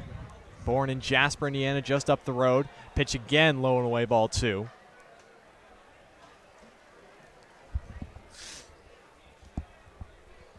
Don't want to run yourself into an out on the bases if you are Farnes. Infield double play depth up the middle. The 2-0. Guy swings, fouls it off. 2-1 out of the Bean Ballers left fielder. That hit was just his 2nd hit of the summer as he makes his 4th start. 2-1, Farnes taking off her 2nd, breaking ball waved at and missed. Throw to the first base side, and it gets into center field, but Farnes is in safely with a stolen base. Great jump there. I think the swing from Geist does all the difference.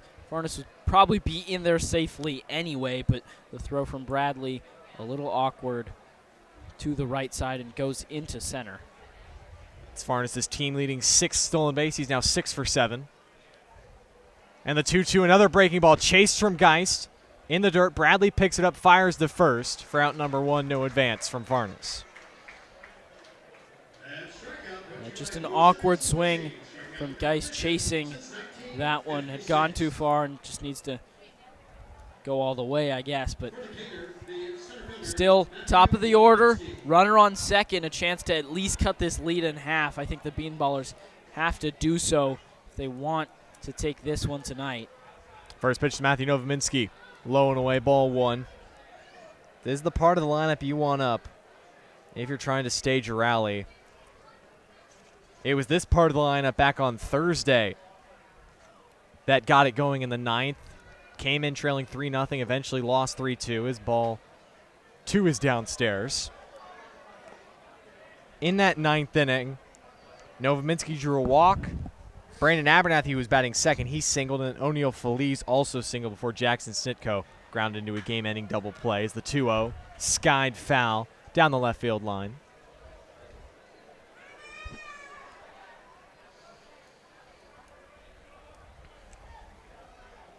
That was against the combination of Gibson Pauley and then in the 9th, Jackson Howard for the Bombers pitching staff.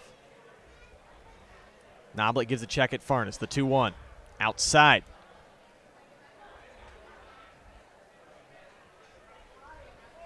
Three balls and a strike with O'Neal Feliz on deck. I'm being very conservative with the 3-1, fouled back, full count.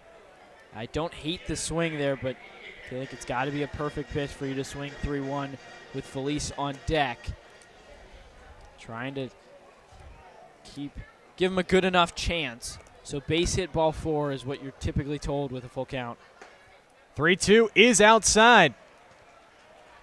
Novominski draws his team-leading 13th walk, and the tying run is now aboard for the Bean Ballers. That's something we haven't seen yet today for the Bean Ballers. That's crazy to say with how much they walked in the first few games. Some of them sort of just became walkathons, but the first walk of the day, and it's at a timely point in the game. First pitch to O'Neal Feliz. Off the hands, foul to the first base side. The Bean Ballers came in 76 walks drawn as a team, third in the Prospect League. But the first today comes with one out in the 8th inning. Keegan Farnes at second. Matthew Novominski represents the tying run at first. A gaping hole to the right side. Breaking ball down and away to Feliz, 1-1. If he can find it. Allen is all the way over at second, holding Farnes on. Feliz, we've already, yesterday first inning, he had a opposite field base hit. And with Farnes' speed at second, he could easily score with that. 1-1. Inside. Feliz is driven in the only run here tonight for the Bean Ballers. Was on a single back in the third. It was his team-leading 12th RBI.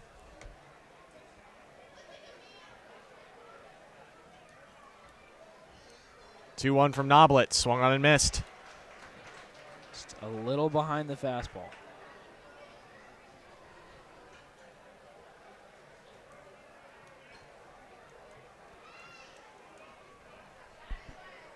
You got to protect here, but you absolutely can't chase.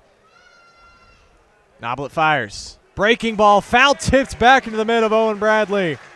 And O'Neal Feliz strikes out swinging. A crucial strikeout to turn the tide of this inning from Noblet. Second strikeout of the inning from Noblet. Last chance in the 8th for the Bean Ballers is Misael Maldonado. First pitch. Fastball in the corner, strike one. Maldonado collected his first hit in a Bean Ballers uniform back in the first on an infield single. That's a couple of flyouts his last two times up. 0-1. Leaves the breaking ball in the dirt, 1-1.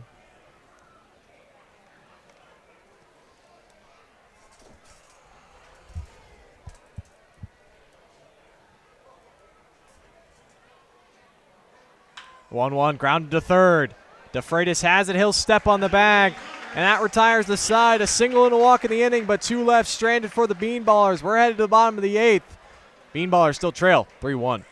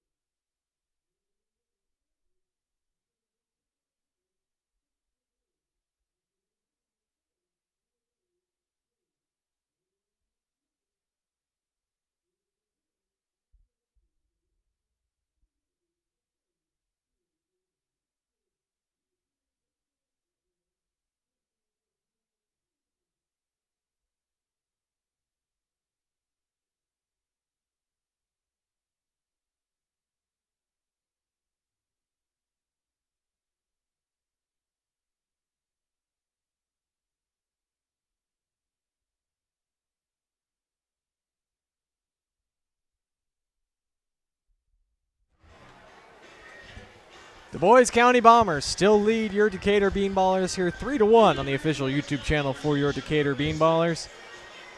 Bombers struck first in the second on an RBI ground out from Simon Schultz before the Bean Ballers got that run back in the third on an O'Neal Feliz RBI single. But then in the 5th and the 6th innings, it was Nate Ozuna and Braden Griessel launching solo homers to take and then pad this Bomber lead.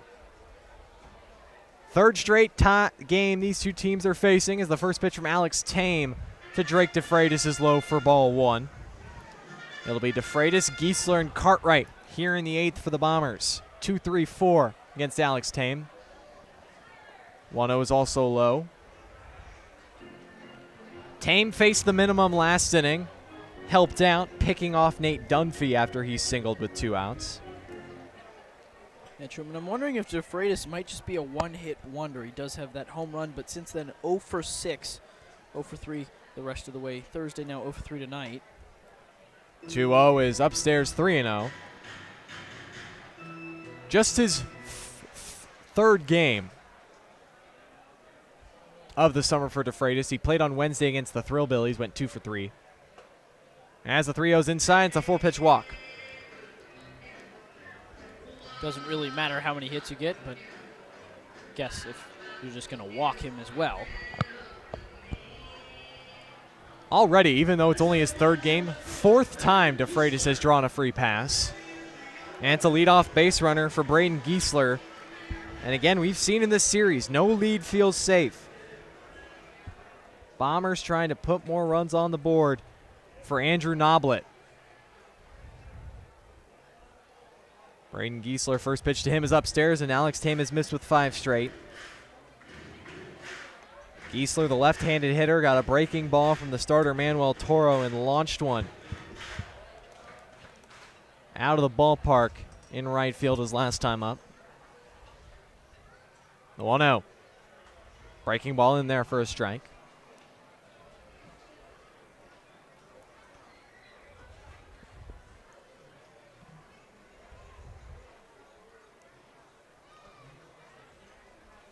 That home run was also Griessler's first hit of the summer with the Bombers, after he went 0 for 4 on Wednesday against the Thrillbillies and then 0 for 5 yesterday. Tame gives a check over at DeFreitas, dives back in safely. Certainly a good way to shake out of a slump. And you get to touch all 4 bags. I feel like homers will do that. 1-1, looping breaking ball outside, 2-1.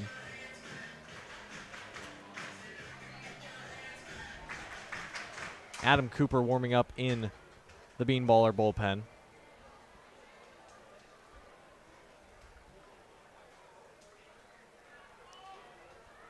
And now a balk is called on Alex Tame. Tame looking back to our field umpire Brad Wilson to see what the matter was, and Wilson was going to say he was moving his knees still, did not come fully set. So that puts a runner in scoring position with still nobody out. Count still 2-1 on Griessel. And the 2-1 is way upstairs, 3-1. He's got to find himself. He's thrown now 8 pitches this inning, 7 of them outside the zone, and might be a little upset still about that balk call. He's got to reel it in, put another 0 on the board if the Bean Ballers want to take this one. Ian Cartwright stands on deck. Breaking ball, shallow left field. On comes Trevor Geist. He's not going to get there, but a nice deke keeps Drake DeFreitas at second base. Yeah, that's as good as a walk, especially because you keep DeFreitas at second base. A good job just putting the glove up from Geist as if he's expecting the ball to land in his mitt. Means DeFreitas needs to return to second. Doesn't get the extra 90 feet. Second hit of the day for Griessel. 8th hit overall as a team for the Bombers, as John Toney's going to come out and have a chat with Alex Tame. Toney and manager Gabe Arroyo for the Bean Ballers both come from Carl Albert State.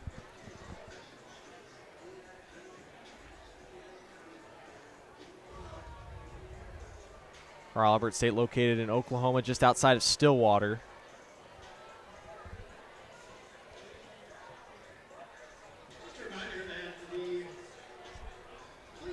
Double play opportunity coming up for Tame with 2 on, nobody out. Cartwright, Gosser, and Schultz all due up. All 3 of them are 1 for 3 today.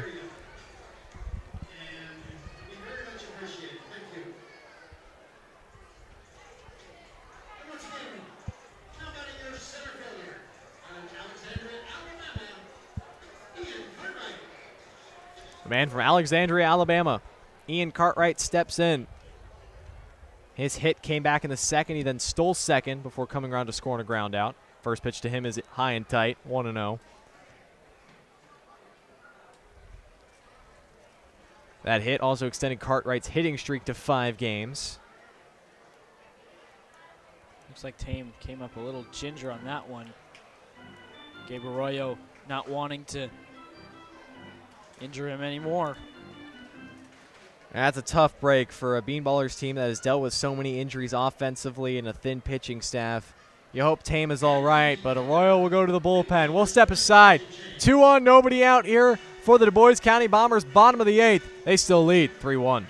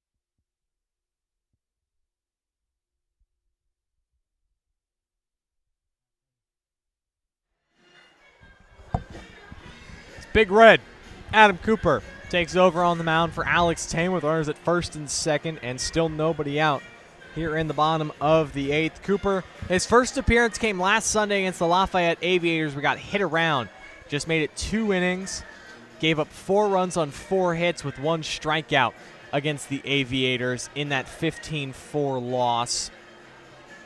Cooper also walked 3 hitters during his 2 innings, but he'll look to get the final 3 outs here, not allow any more runs to come across, and to try and give his team a chance in the 9th.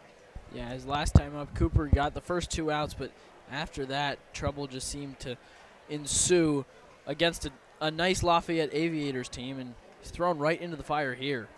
The count was 1-0 on Ian Cartwright when Alex Tame left the game. As Cooper's first pitch, fastball at the knees for strike 1. Count is now even at a ball and a strike apiece. Cooper now steps off, gives a check over to Drake DeFreitas at second base. DeFreitas at second reached via walk, advances second on a balk from Tame, and then Braden Giesler singled to the left. Cooper fires. Off the hands, dribbled toward first. Snitko has it. His only play is going to be to first. Foot race to the bag. He slides, and he gets Cartwright. Just doing what you can there. Snitko grabs it and hustles. Cooper didn't get off the mound in time. Otherwise, Snitko probably would have flipped it to him, but the last-ditch effort to just slide, a great heads-up play by Snitko to get at least an out on the play. Cooper originally out of Columbus, Ohio, pitched 1 shutout inning with a couple of strikeouts at Otterbein University this past spring. Infield now in for the Bean Ballers. First pitch outside to Mays Gosser. Gosser grounded out a couple times to short against Manuel Toro and then singled off Toro back in the 6th.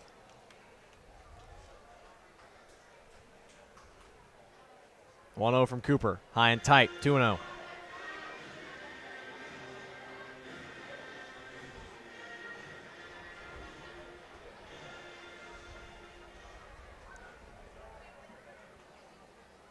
Punch out or an infield pop-up would be ideal here from Cooper. Behind 2-0. Now 3-0. You don't hate a walk here because it would put a force at any base. It would also employ the double play, and Cooper could just be one pitch from getting out of it, but also don't want to surrender any more runs. Taking all the way, strike one, 3-1. Simon Schultz on deck. He's 1 for 3 with a run driven in. Bombers trying to add to their 3-1 advantage. Cooper delivers 3-1, fouled back. Full count. Had him down 3-0, battles back. I like to see it. See if Cooper can get a punch out here. Come set. The payoff pitch. Breaking ball outside. Ball 4. Bases are now loaded for the Dubois County Bombers. Yeah, again, almost a better situation than second and third one out. Our bases loaded one out. Because now, forced at any base, you get something right back to you at the mound. You can come home with it, or infield could possibly turn a double play. So not the worst thing in the world, not the worst time to walk someone. Schultz drove in the first run of the game on a ground out back in the second. He then singled his last time up in the 6th, was stranded at first base. He's first pitch hacking, but sprays it back into the net. Schultz had just 8 RBIs at Evansville this past spring. His dad, Pat Schultz, baseball runs through his blood. Evansville star from 1990 to 93, including a 2-time All-American as he takes a curveball in the dirt, 1-1.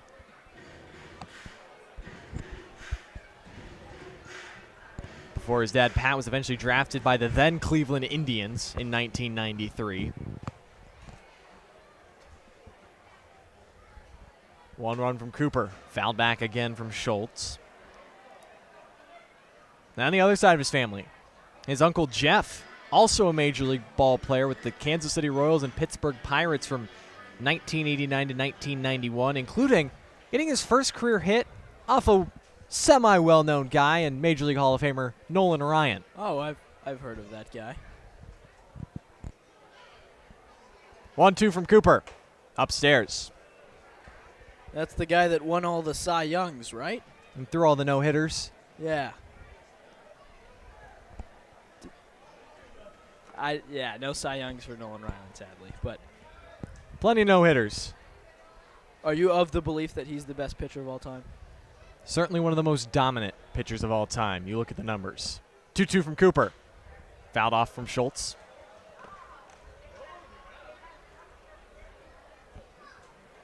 One of the most intimidating pitchers of all time, I would also say. But it is a shame that during his 27-year MLB career, he never did win a Cy Young Award. But he holds the record, 5,714 career strikeouts, a number that may never be touched again. Another 2-2. On the ground to the left side and through into left field.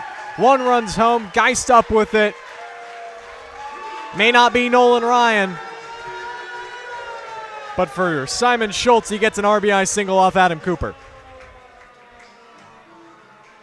Yeah, great piece of hitting, putting that one the other way. There was a gaping hole between Kreider and Carter Rich.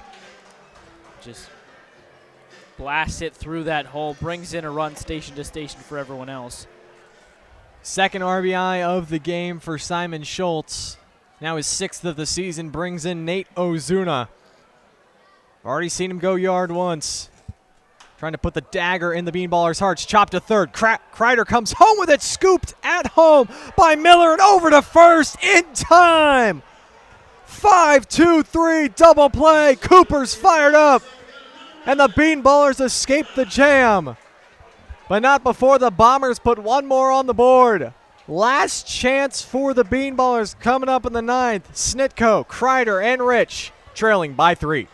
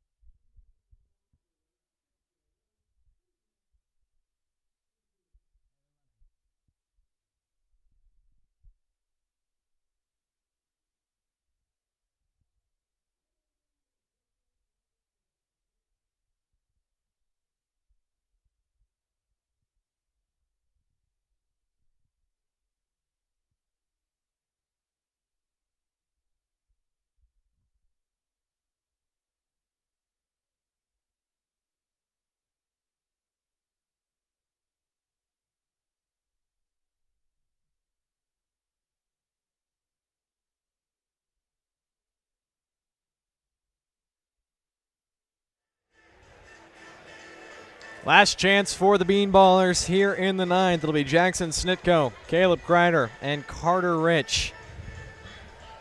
Down 4-1 with Andrew Noblet still on the mound. Noblet escaped a runners at first and second jam in the eighth. Got a strikeout of O'Neal Feliz, and then Masail Maldonado grounded into a fielder's choice. And a couple things at stake here, Daniel. The Bean Ballers have still yet to win back-to-back games in a row this season, and they've still yet to win a road game. 0-3 on the road away from Workman Family Baseball Field in Decatur, Illinois. That's still at stake, and they have not come back and won a game when their opponent scored first since last Wednesday against the Terre Haute Rex.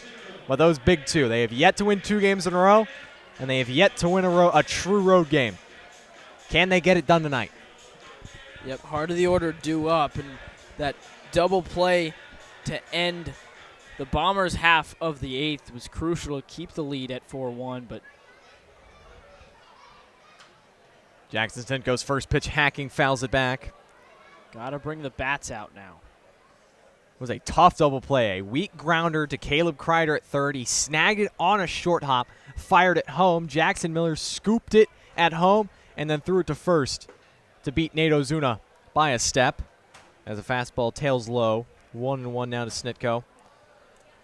0 for 3 up to this point, in danger of losing his 6-game hitting streak.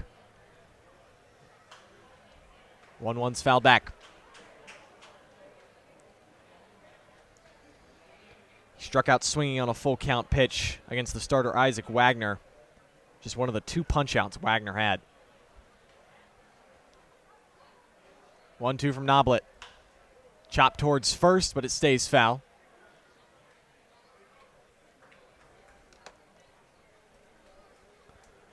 Snitko was the man on Thursday when the Bean Ballers staged their 9th inning rally. Came into the inning trailing by the same score they trail by tonight, by 3 runs. It was 3-0 there. They scored 2 runs. Snitko had a chance with the tying run at third base, but grounded into a double play. 1-2 is upstairs, 2-2. Put an end to that rally Thursday. Let's see if he can start one here. 2-2 stays alive. He had bases loaded, 1 out when he came to the plate in the bottom of the 9th. And Jackson Howard got him to roll over and ground out to Allen as he stays alive again. Another foul ball back into the net. Hudson Allen at second base. Scooped it, stepped on the bag himself, and threw across to complete the 4-3 game-ending double play. Pitch count certainly isn't an issue for Noblet, but had a long half inning to sit in the dugout and do nothing. 2-2, looped into right field. In comes the charging Gosser, and he makes the running grab for out number 1. Noblet wins the battle over Snitko. Yeah, just, again, Snitko so good on stuff inside.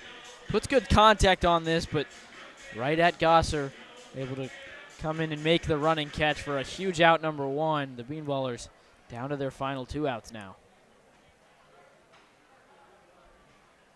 First pitch to Caleb Kreider, breaking ball outside, 1-0. 2 of the 7 hits have come off the bat of Caleb Kreider. All 7 hits for the Bean Ballers tonight have been singles. Fastball sizzles on the corner, 1-1.